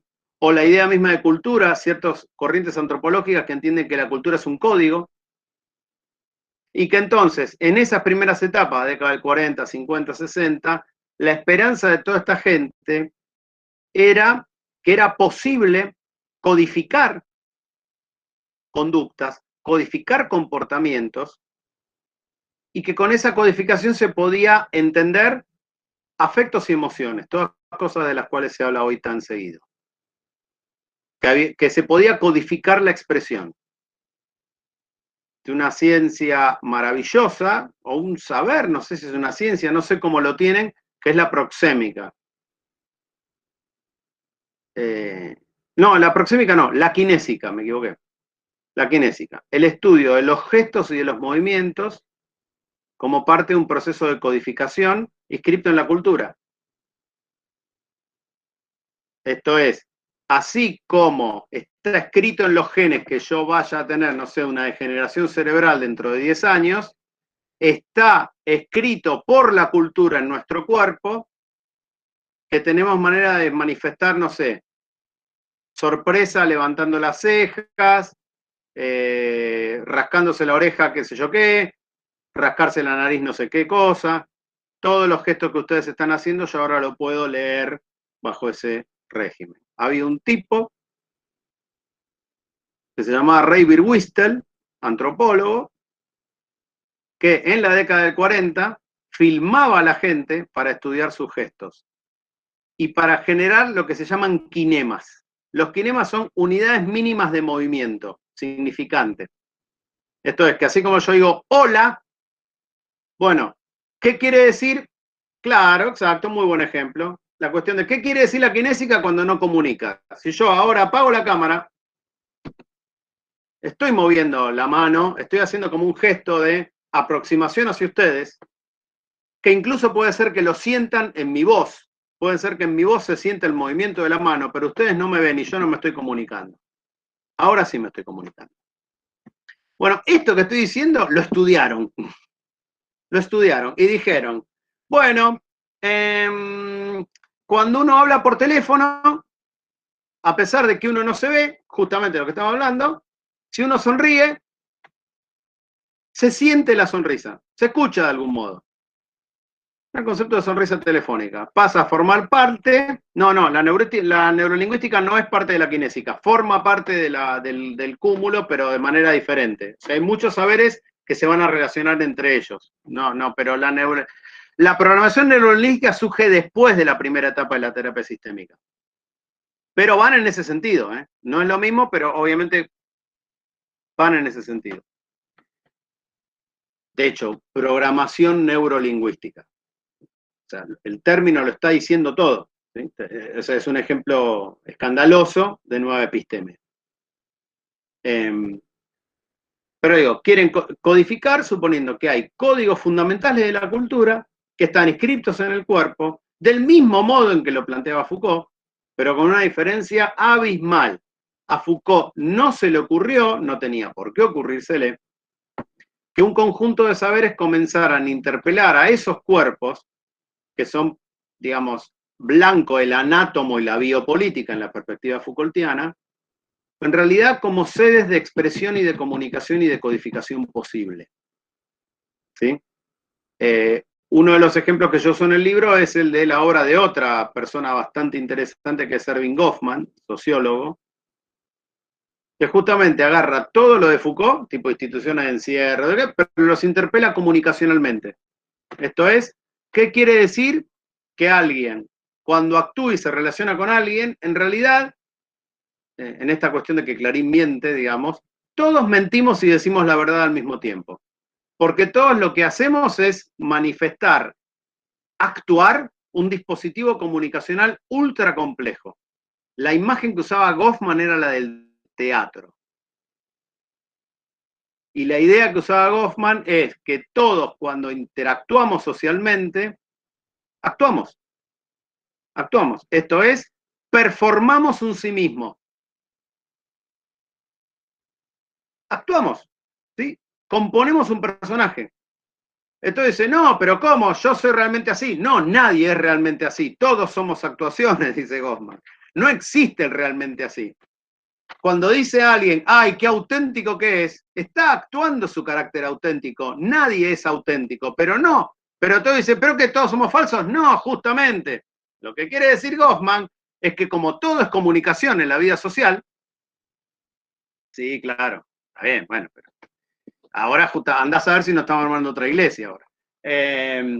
Como todos actuamos todo el tiempo, lo que actuamos es lo que nosotros queremos ver de nosotros mismos y lo que queremos ver que los demás vean de nosotros mismos. Y ese querer, en ese querer también están las cuestiones inconscientes, dicen ellos. No es que lo inconsciente no está, pero lo inconsciente, para toda esta capa de saberes, consiste en decir, yo en todo lo que existe hay en toda la sociedad, porque estos son saberes bastante sociológicos, psicológicos y antropológicos, pero no están tan de acuerdo con la artificialización, eso como un movimiento elástico del episteme. La vida es comunicación, la vida social es comunicación, por lo tanto, todo puede ser entendido bajo el modelo del código, de la expresión, o sea, el modelo comunicacional que Shannon aplicaba para sus teléfonos y que Jacobson aplicó para su lingüística. Puede hacer una lingüística que no sea la de los códigos ya escritos, que es la lingüística, ¿sí? Estudia la lengua, sino que, como todo es comunicación, todo es lengua. Todos son diversas formas de lenguas. Las de las máquinas, las de los seres humanos, las de los animales, las de las moléculas. Y ahí se vamos acercando al título del libro. Por eso se llama Las palabras en las cosas. Porque en lo que consiste es, en lo que dijo Javier al inicio, la gramatización de todo lo que existe. Esa gramatización se produce por efecto de la información. Porque yo puedo decir en el ADN está escrito. ¿Qué está escrito? Si el ADN es una molécula, ¿qué puede estar escrito? Pero si yo digo que es información y la información la hago equivaler a un código y al código lo hago equivaler como algo escrito, sí, la lengua es un código, eso se lo decía Saussure. Entonces le puedo extender el certificado del lenguaje a las moléculas. Y ese certificado ya fue extendido hace muchos años. Hablamos de alfabeto genético, hablamos de que está escrito en los genes, los procesos biomoleculares basados en el dogma central de la biología molecular dicen transcripción, traducción.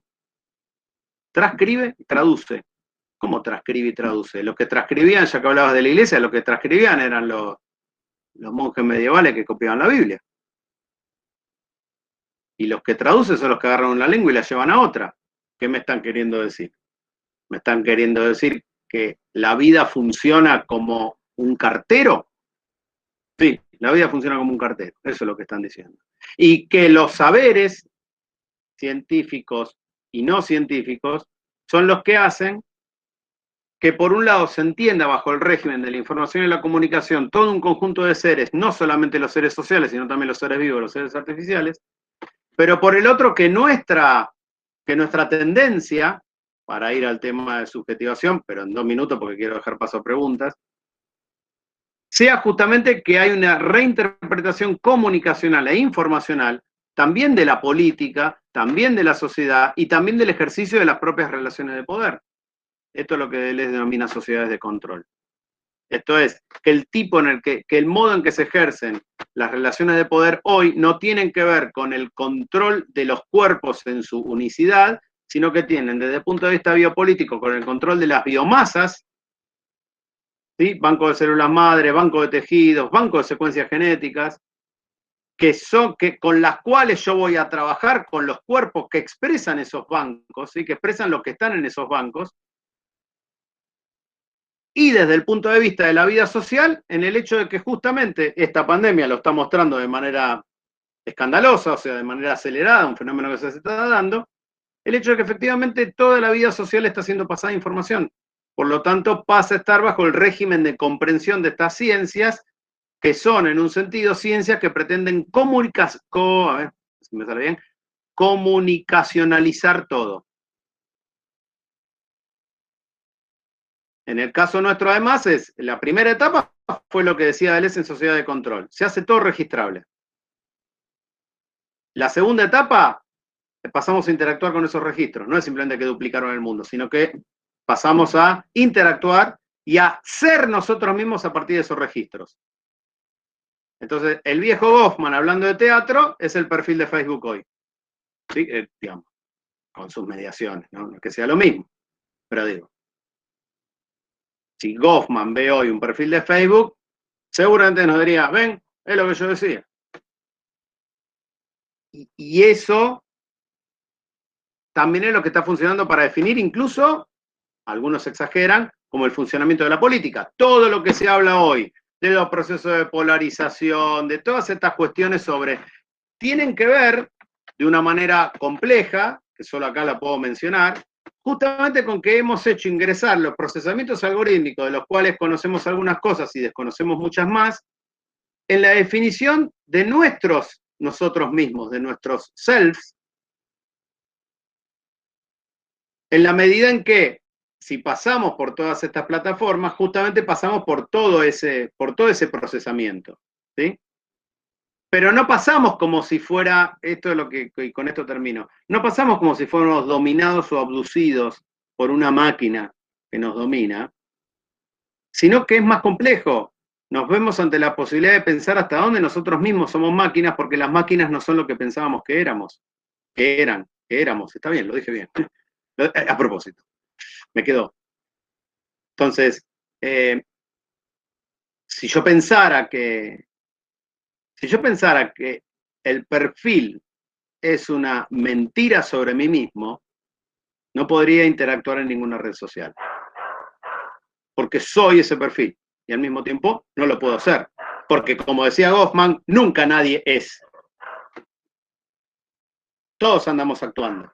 Ahora, una cosa es actuar en un café con una persona o actuar incluso en el teatro, y otra cosa es que todos actuamos para todos en un medio donde todos podemos ver cómo actuamos entre todos y donde además de esa actuación hay una mediación técnica que introduce un comportamiento. ¿Por qué? Porque la mediación técnica hace que tu perfil sea este y el otro, que tus sugerencias de amistad sean estas y estas, que las búsquedas que vas a tener en Google son estas y estas, no cualquiera, y que por lo tanto parte de tu sí mismo está siendo procesado por otro. Pero estás esperando ese procesamiento para interactuar con los demás, con lo cual no es que y si te está dominando, nada, estás aceptando muy mansamente esa explotación. Bueno, voy a poner acá preguntas. Igual hubo un montón de preguntas, pero... A ver acá. Vamos, Miguel, vamos con esto. ¿Cómo opera lo no programado un terremoto, un acto bélico, una rebelión social? No, opera... existe, no hace falta que opere. O sea, esas cosas ocurren. Tiene que ver con una idea de programación. Vos decís ahí, Miguel, lo no programado. Bueno, la idea, mucha gente tenía en la época de los 40, 50, 60, como la programación avanzaba un montón, pensaban que efectivamente en la medida en que defino todo como información, puedo llegar a programar o pensar en la programación de todo. Ya sea programación que yo realizo o descubrir el programa que ya existe, ¿sí? Escucharon la idea del ADN como programa también. Bueno, es eso. El ADN como programa supone que el ADN ya existía antes de que nosotros nos normamos como programa, pero cuando nos normamos como programa, decimos, contiene en sí el desarrollo de lo que va a ser. Pero justamente la cuestión de la complejidad, que alguien había nombrado antes, o la relación con el entorno, es la que hace que cibernéticamente nada puede estar completamente programado. O que la complejidad está presente en la programación de un modo que quien va a morir, o que el programa original no lo puede saber. No está determinado por el programa de inicio. También podría pasar que hay programas que se van subiendo sobre otros programas y van generando comportamientos que ningún programa inicial podía tener en su set. No se podía ver. Pero en ese sentido es así, digamos, no es que... Otra pregunta. Yo comento algo que es lo siguiente, por empezar. En todos los programas, lo programable y lo no programable es una gran confusión pensarlo así, digamos, ¿no? ¿En qué sentido? Ya Turing mostró en su trabajo original, el 36, antes que hubiera computadoras, ¿no? Por empezar, que hay muchos indicios de muchos estudiosos de Turing que muestran que Turing sí previó las computadoras conectadas en red, ¿no? Y sí previó la posibilidad de programas que se automodifican, aprendizaje automático. Está en Turing en muchos momentos. Antes que hubiera ni siquiera una computadora que funcionara. Pero en particular Turing muestra en el 36 que en realidad cualquier programa tiene comportamientos que son demostradamente impredecibles. Entonces, nos queda una imagen. O sea, Turing da un mecanismo elemental para mostrar su teorema, pero esa elementalidad no significa que que sea una trivialidad ese sistema. Es al revés, muestra que con tan poquitito, con simplemente mover mi izquierda a derecha, cambiar un signo y ver un signo como mucho, y números finitos de estados mentales, puedo hacer todo esto. En realidad es al revés, o sea, ese minimalismo de Turing no dice que lo computable es una trivialidad, sino que aún con esa trivialidad de inicio, uno dispone de sistemas absolutamente impredecibles. Es decir, y eso por ahí lo interesante también, o sea, hay que correrse de esa mirada trivial que tantas veces se repitió sobre lo programable. Inclusive la palabra programa está programado como algo que no admite sorpresa. No hay nada más sorpresivo que un algoritmo, uno podría decir. Yo sé que esto va en contra de todo el sentido común, pero en algún curso lo expliqué, en algún otro curso más largo, explicar por qué efectivamente esto ocurre así, digamos, ¿no? O eso está implícito en las propias máquinas. De todos modos, también es muy interesante en esa misma clave ver que esta idea de cómo uno puede ver lenguajes o puede pensar en distintas formas en que la gramatización, las gramáticas de lo material sirven para entender una cantidad de procesos, en realidad fue mucho más allá. Es decir, no solo hoy uno puede pensar en eso, sino que además, como ya se dijo, no sé si en mismo, en algún lado, el mundo mismo está, la digitalización del mundo no es, o lo que decía Manuel recién, no es un doble de la vida real. Está imbricado de manera constitutiva con la vida real.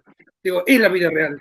Hoy, el 80% de las comunicaciones están entre dispositivos materiales, no humanos, ¿sí? Y eso constituye el mundo. ¿Sí? No es que eso es un modelo del mundo. Lo constituye, lo que hace, modifica la causalidad, modifica las acciones que hacemos, y eso solo va a ir creciendo, es decir, cada vez más va a ser de esa manera, donde los lenguajes, inscriptos, interpretables y con interpretaciones que cambian, inscriptos en las cosas, van a tener la mayor parte de la agencia en el mundo. Luego, la pregunta, por supuesto, es ¿cuál es el tipo de política y ética, en los términos de Foucault que se presentaban hoy, que uno desarrolla en ese contexto nuevo, y que yo creo es definitivamente nuevo? Me parece que eso es un poco lo que la noción de episteme siglo XXI que nos planteaba Manolo, es una de las claves para poder pensarnos en esta completa novedad que es el contexto y que es, por lo tanto, una cierta nueva, que ya hasta la palabra queda mal, antropología, digámoslo así. Quería agregar a lo que dice Javier, que justamente cuando vemos la noción de programa en Turing, uno puede ver operando el saber-poder en Foucault. ¿Por qué? Porque efectivamente con el, entre comillas, descubrimiento de... A ver, esperen un segundito. ¿Me escuchan bien? Sí, Manuel. Hizo unas cosas raras. La noción de Turing era muy compleja, muy audaz, muy abierta, pero efectivamente como estuvo jugada en un inicio y todavía hoy va a seguir jugada, ¿no? Por algo así como, bueno, entonces puedo determinar ciertos procesos desde su inicio. Eso es una operación política, ¿sí? Es una operación, al mismo tiempo, saber y política.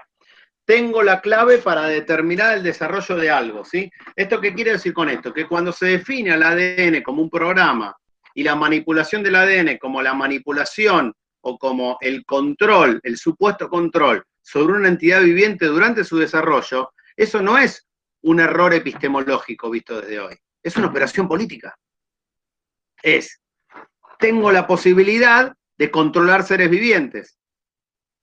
No es casualidad que esto surja después de los campos de concentración. Que hay un momento en que la eugenesia era, ¿y cómo hacemos? Matemos a los que no nos sirve para el conjunto de la población.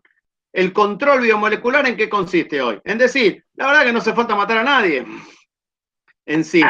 Solo hace falta modificar bacterias. ¿Sí? Usar bacterias para modificar genes y a partir de los genes llegar a eso. Entonces, ¿qué pasa? Ahí ven una operación política muy clara. La operación política, ¿qué es? ¿Que tenemos mengueles genéticos? Bueno, no es tan simple. La operación política no siempre tiene que tener un nombre, pero sí claramente la voluntad de dominio. Ahí otra vez, discúlpenme, la parte esta más nietzscheana, que no es la voluntad de poder, estoy hablando de la voluntad de dominio, la voluntad de poder es otra cosa, es la que hace que justamente se sobredetermine sobre la noción de programa, podemos controlar lo que viene con esto, solo para darse cuenta que se controlan algunas cosas, otras no, y porque hay movimientos en las relaciones de poder mismas, porque hay movimientos en la noción de programación, porque hay combates a la noción de programación. Entonces, toda esa complejidad que uno veía en Turing justamente pasa a estar descompuesta en dos momentos diferentes, 2 o 3 o 4, 2 eso es lo que se me ocurre a mí.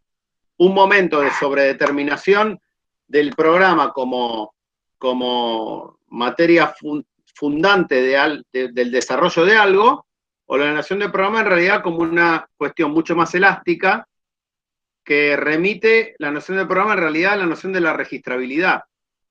¿Sí? El programa es lo que se registra de la actividad pasada de algo. De hecho, hoy en día, corrientes no menores de la biología molecular sostienen que eso, ¿qué es el ADN? Es donde escribieron lo que fueron haciendo, lo que fue haciendo la vida, imaginariamente, ¿no? Fue escribiendo. Bueno, acá esto, acá aquello, acá lo otro. A decir que lo que quedó escrito es lo que va a determinar lo que va a ser, es una posición filosófica jodida. Tal cual, comparto. Ahí Pablo Weber menciona el juego de la vida de John Conway, que paradójicamente John Conway se murió de coronavirus este año, un matemático de los más brillantes de la historia. Entre otras cosas, entre otras buenas cosas, creó el famoso juego de la vida, que tiene el interés específico. No sé si vos, Leo, alguna vez lo usaste para hacer algún tipo de arte con el juego de la vida, que es no sabías nada, se murió ese pobre como era un genio absoluto. Se murió hace un mes, creo, 2 o 3 meses. Y muestra que con 3 reglas elementalísimas, o sea, mucho menos que lo de Turing todavía, uno puede generar los comportamientos más diversos y, por supuesto, infinitos, además, ¿no? Él lo va a mostrar. Y se ha jugado muchísimo ese juego. Y da cuenta de esto, ¿no? Da cuenta de la emergencia de una cantidad de ideas o de formas o de lo que nos imagine uno a partir de algo altamente elemental y súper determinista. De hecho, Daniel Dennett, en el libro que se llama Freedom Evolves, La libertad evoluciona, va a usar el juego de la vida de Conway para mostrar qué significa la libertad en un mundo determinista, ¿no? Como es algo completamente consistente pensar eso. Es más, va a mostrar Dennett, que yo suscribo completamente esa idea, que el azar no agrega nada a la libertad. Al contrario, tirar dados no tiene nada que ver con la libertad. Pero bueno, eso como para comentar ahí lo de Pablo. Ahí está otra que dice, ¿cómo ves el poder desde el reconocimiento de rostros en términos futuros y el control de ciberespacio? Bueno, pero muy, son dos cosas diferentes. Una cosa es el reconocimiento de rostros y otra el control del ciberespacio. Respecto al reconocimiento de rostros, yo creo que hay una cara mirando al hombroso, una cara justamente mirando al hombroso, y otra cara mirando a la episteme, a esta nueva episteme. Igual que con el caso de la genética, que tiene un momento donde puede hacer una alianza con el racismo, ¿sí? Uno puede aplicar principios racistas a los genes, decir, bueno, hay genes de esto, hay genes de aquello, genes del otro, que definen características esenciales de ciertos sujetos, o sea, que el gen puede pasar a ocupar una posición en un dispositivo similar a lo que el propio Foucault decía que ocupaba la noción de raza o la noción de sexo en el dispositivo de sexualidad o el dispositivo racista. Entonces uno tiene esa posibilidad.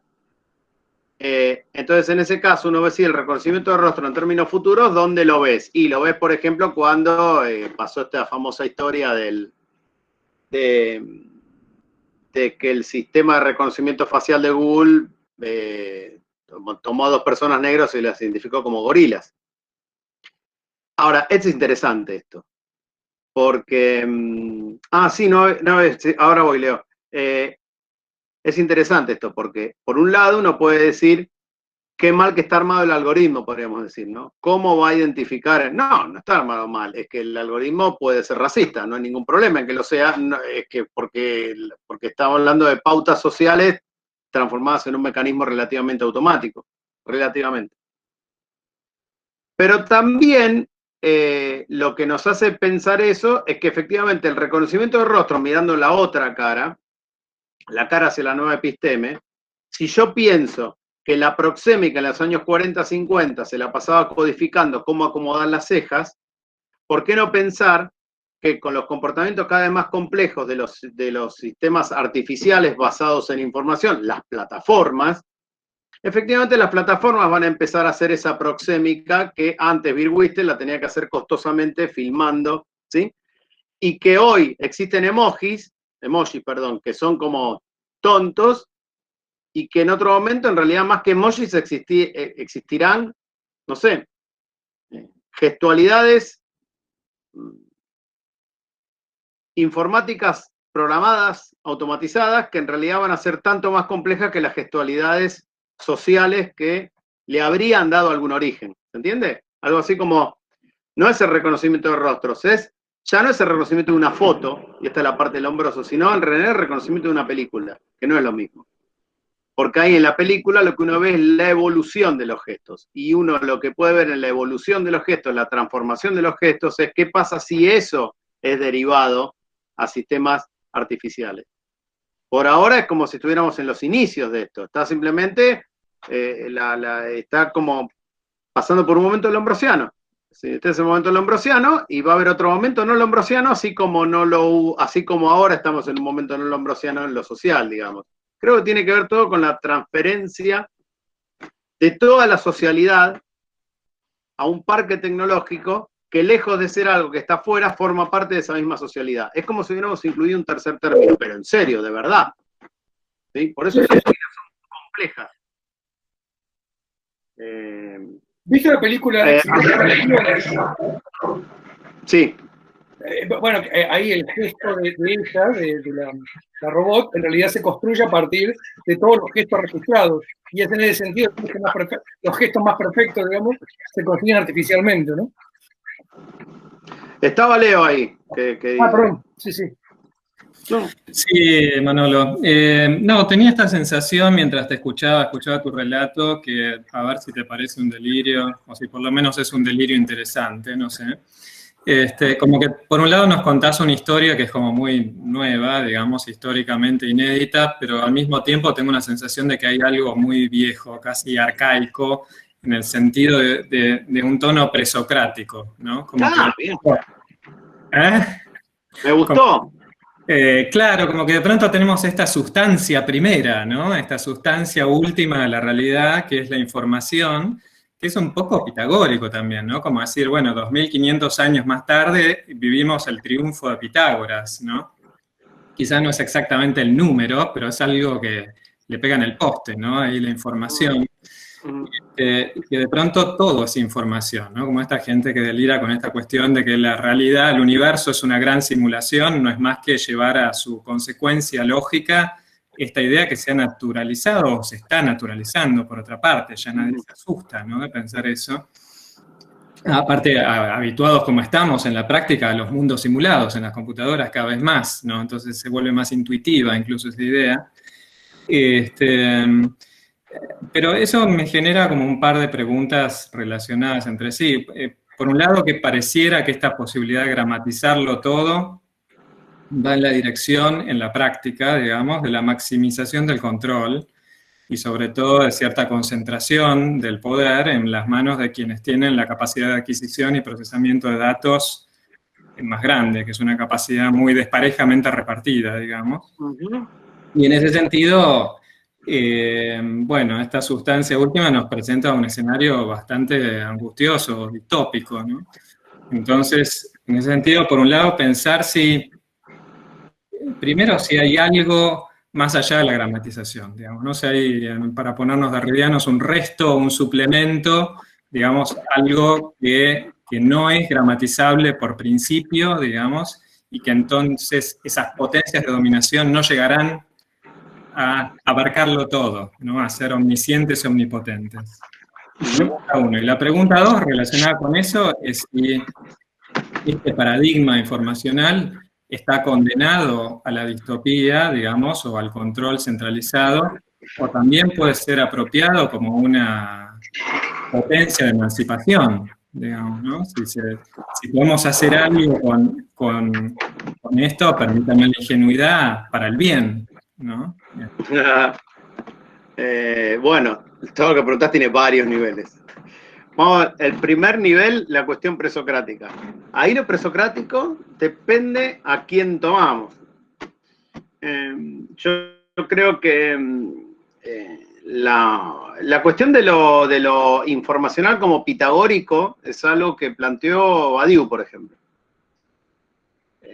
Badiou, matemático, dice, bueno, en el fondo es pitagórico y es platónico. Justamente yo estaba leyendo hace poco un artículo de un tipo, no me acuerdo cómo es el nombre, pero que sostenía que la actual ciencia de los datos es como una especie de neoplatonismo. ¿Por qué? Creen como en la estructura última matemática del universo. Ahora, eso es Pitágoras. Y Pitágoras ha tenido justamente, ha tenido su desinencia, tuvo sus herederos en Platón y compañía. El asunto es quiénes son los herederos de Heráclito, por ejemplo. ¿Dónde queda esa otra serie? Yo creo que la cibernética juega en ambas puntas. Hay una interpretación pitagórica de la cibernética y también puede ser una interpretación heraclítea. ¿En qué sentido? En que las primeras cibernéticas, y ahí yo lo pongo con primera y segunda cibernética, la primera cibernética copada con matematizar el mundo vía la información o entendiendo la información como una cifra matemática, dice, tenemos la clave del mundo. Toda esa información, tenemos la ciencia, tenemos los saberes que tratan sobre información, por lo tanto vamos a salir a la conquista de todo el mundo con esto, y además, de chapa, como vueltito de esto, te hago las máquinas que lo confirman. ¿Sí? Te armo la computadora, te codifico, te armo sistemas digitales, tarara. Ahora, una segunda cibernética, la cibernética de los procesos, por decirlo de algún modo, procesos, complejidad, autoorganización, consideración del entorno, donde ahí lo que vos tenés es otra historia, tenés una especie de problematización del devenir y del proceso, para el cual justamente para el cual la matematización no te sirve del todo, ¿sí? Una cosa que yo diga, tengo la cifra de lo que existe, y otra cosa es que yo diga, con la información yo puedo entender cómo funciona un proceso, lo cual significa necesariamente que tengo que descartar la idea de que tengo la cifra, porque es un proceso, si no, no es un proceso. ¿Sí? Si tengo la estructura última en matemáticas, no hay proceso ahí. Es buscar la estructura última, ¿sí? Acá tenemos diferencia entre sustancialismo y procesualismo, si se quiere. Esto, así como está, cortame acá, Manuel, la escena, es Simondón. Alagmática. Ciencia de las operaciones. Ciencia de los procesos en lugar de ciencia de las estructuras. Es la crítica exacta que le hace Simondón a la cibernética. Gente, todo bien, transformamos la información en una nueva estructura. La quieren matematizar, se hacen los pitagóricos, pero en realidad el interés de la cibernética es la capacidad de formalizar y formalizando, complejizar y ver, atender a las operaciones y a los procesos. Formalizar no quiere decir encapsular en una interpretación matemática y fija, sino que quiere decir justamente poner incluso la matemática al servicio de un sistema complejo. Con lo cual estamos acá en el mismo punto de lo que decía Javi sobre cómo interpretamos programa, si tomamos a Turing o tomamos a los que hablan de programa después de Turing, digamos, recortando la idea de Turing para un lado o para el otro. ¿Sí? Eso es una zona de la cuestión. La otra zona es la cuestión del control y se aplica lo mismo a esto. Justamente una opción, y yo creo que con esto se ve bien la relación saber-poder, espero, a ver si lo puedo explicar bien. Si yo me juego por una interpretación pitagórica y digo, la cifra está acá, esta es la cifra del mundo, entonces efectivamente tengo un camino más allanado hacia una lógica estricta de control. Dado proceso, dada la existencia de operaciones, procesos, que justamente como son procesos están abiertos a la historia, para todos, para la biología, para los seres sociales, para los seres biológicos, para los seres artificiales, yo puedo decir, tengo la cifra del proceso acá, por lo tanto lo puedo controlar, o puedo decir, en realidad no tengo la cifra, puedo componer con ese proceso, puedo conocerlo, pero al conocerlo no estoy formalizándolo en el sentido de la composición de una estructura fija, sino que puedo elaborar un conocimiento que, no sé cómo qué verbo usar, que deviene del mismo modo en que viene el proceso que se está describiendo. Eso se llama individuación en Simondon. ¿Por qué resulta que me pongo simondoniano ahora? Eso es individuación. Simondon dice, no se puede en sentido estricto conocer la individuación, solo se puede individuar en nosotros, tratando de captar a través de la individuación de los seres no sujetos, dice, de los sujetos que no piensan. Pero donde pensamiento no es una categoría que distingue a seres humanos de otros seres, sino que el conocimiento es devenir, el devenir es individuación. Solo puedo conocer si soy algo así como simultáneo a lo que estoy conociendo. Bueno, si soy simultáneo o soy coetáneo, no sé cómo decirlo, pero cooperante, si se quiere, con eso que conocemos, me resulta muy difícil recostarme sobre lo que vos decís como algo pitagórico. ¿Sí? Entonces, fíjate que una opción epistemológica te lleva a una opción política. Y esa opción política es la que también permite plantear esto que vos decís de la distopía.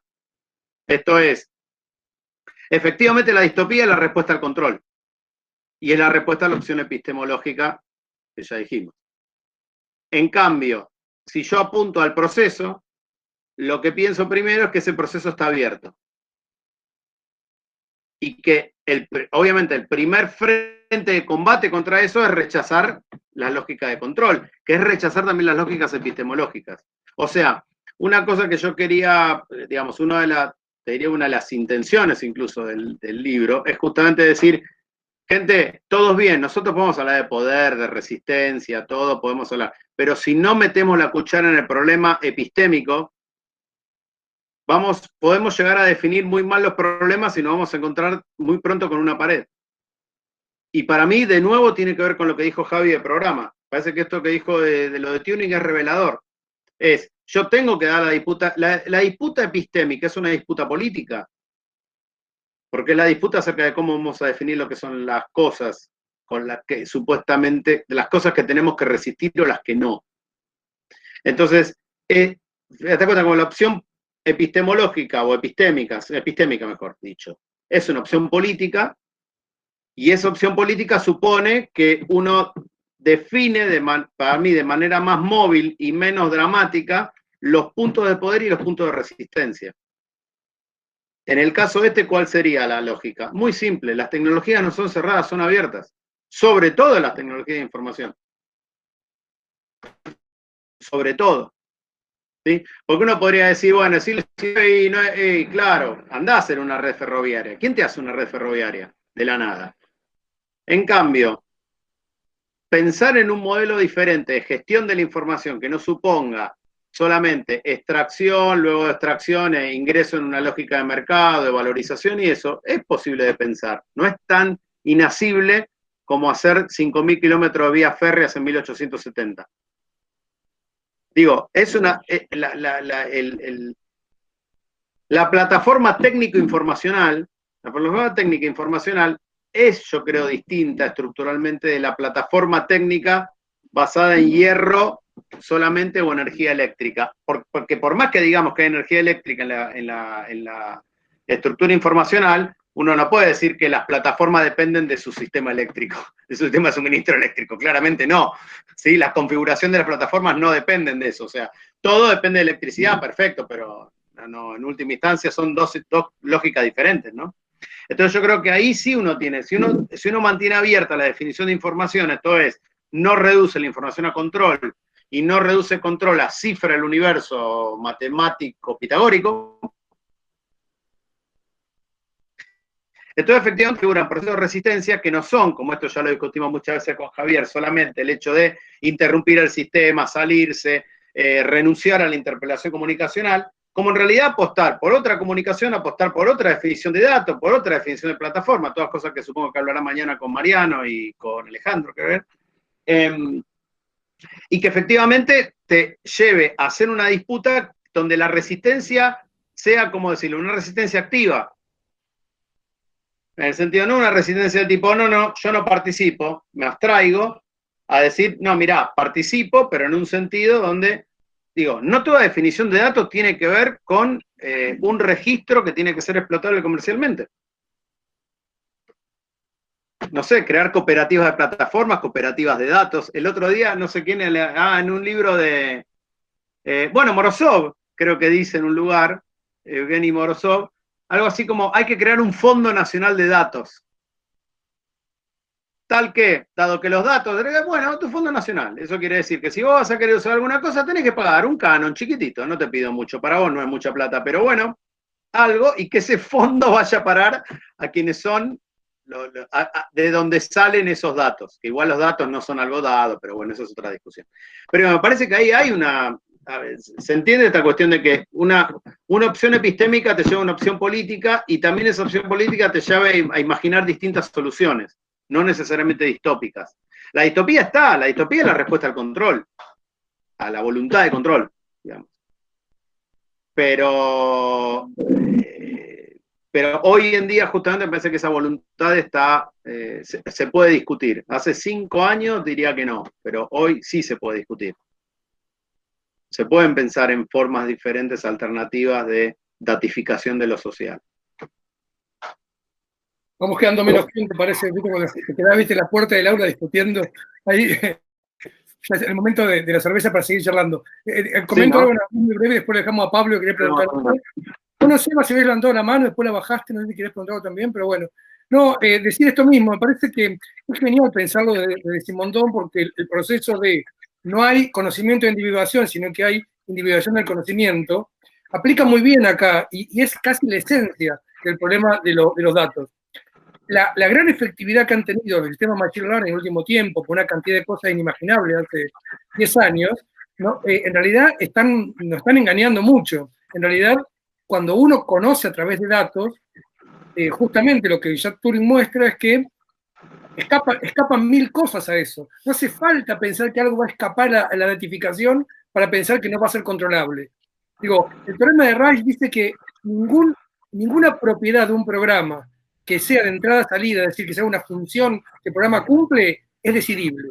Es una idea que no hay ninguna manera de tener un método efectivo, humano o mecánico, de saber lo que el programa va a hacer, para cualquier programa dado. ¿Está bien? O sea, por supuesto que yo puedo saber lo que van a hacer en casos particulares, pero no hay un método general para hacerlo. Luego, la capacidad que hoy muestran enorme los sistemas de Machine Learning es un estado de cosas que tiene que ver con un momento particular donde hubo un salto tecnológico y todavía estamos mirándola pasar.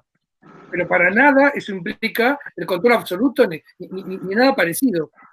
Lamentablemente es imposible eso. Lamentablemente digo porque hoy tenemos muchas buenas ideas de cómo se podía hacer un salto antropológico también, ¿no? Pero bueno. Última cuestión, Pablo, sí. Quería saber su visión sobre la tecnología blockchain. No tengo la menor idea. No tengo una opinión formada. Otro día lo charlamos, Pablo. Yo tengo algunas opiniones, pero me parece que se nos va a ir a la mierda. Tenés que hacerte otro video. Pablo acaba de hacer un documental muy interesante, engañosamente, nos engaña pensando que es de Ghost, pero en realidad, bueno, pero más allá del título, hacete uno de Conway ahora, creo que amerita completamente.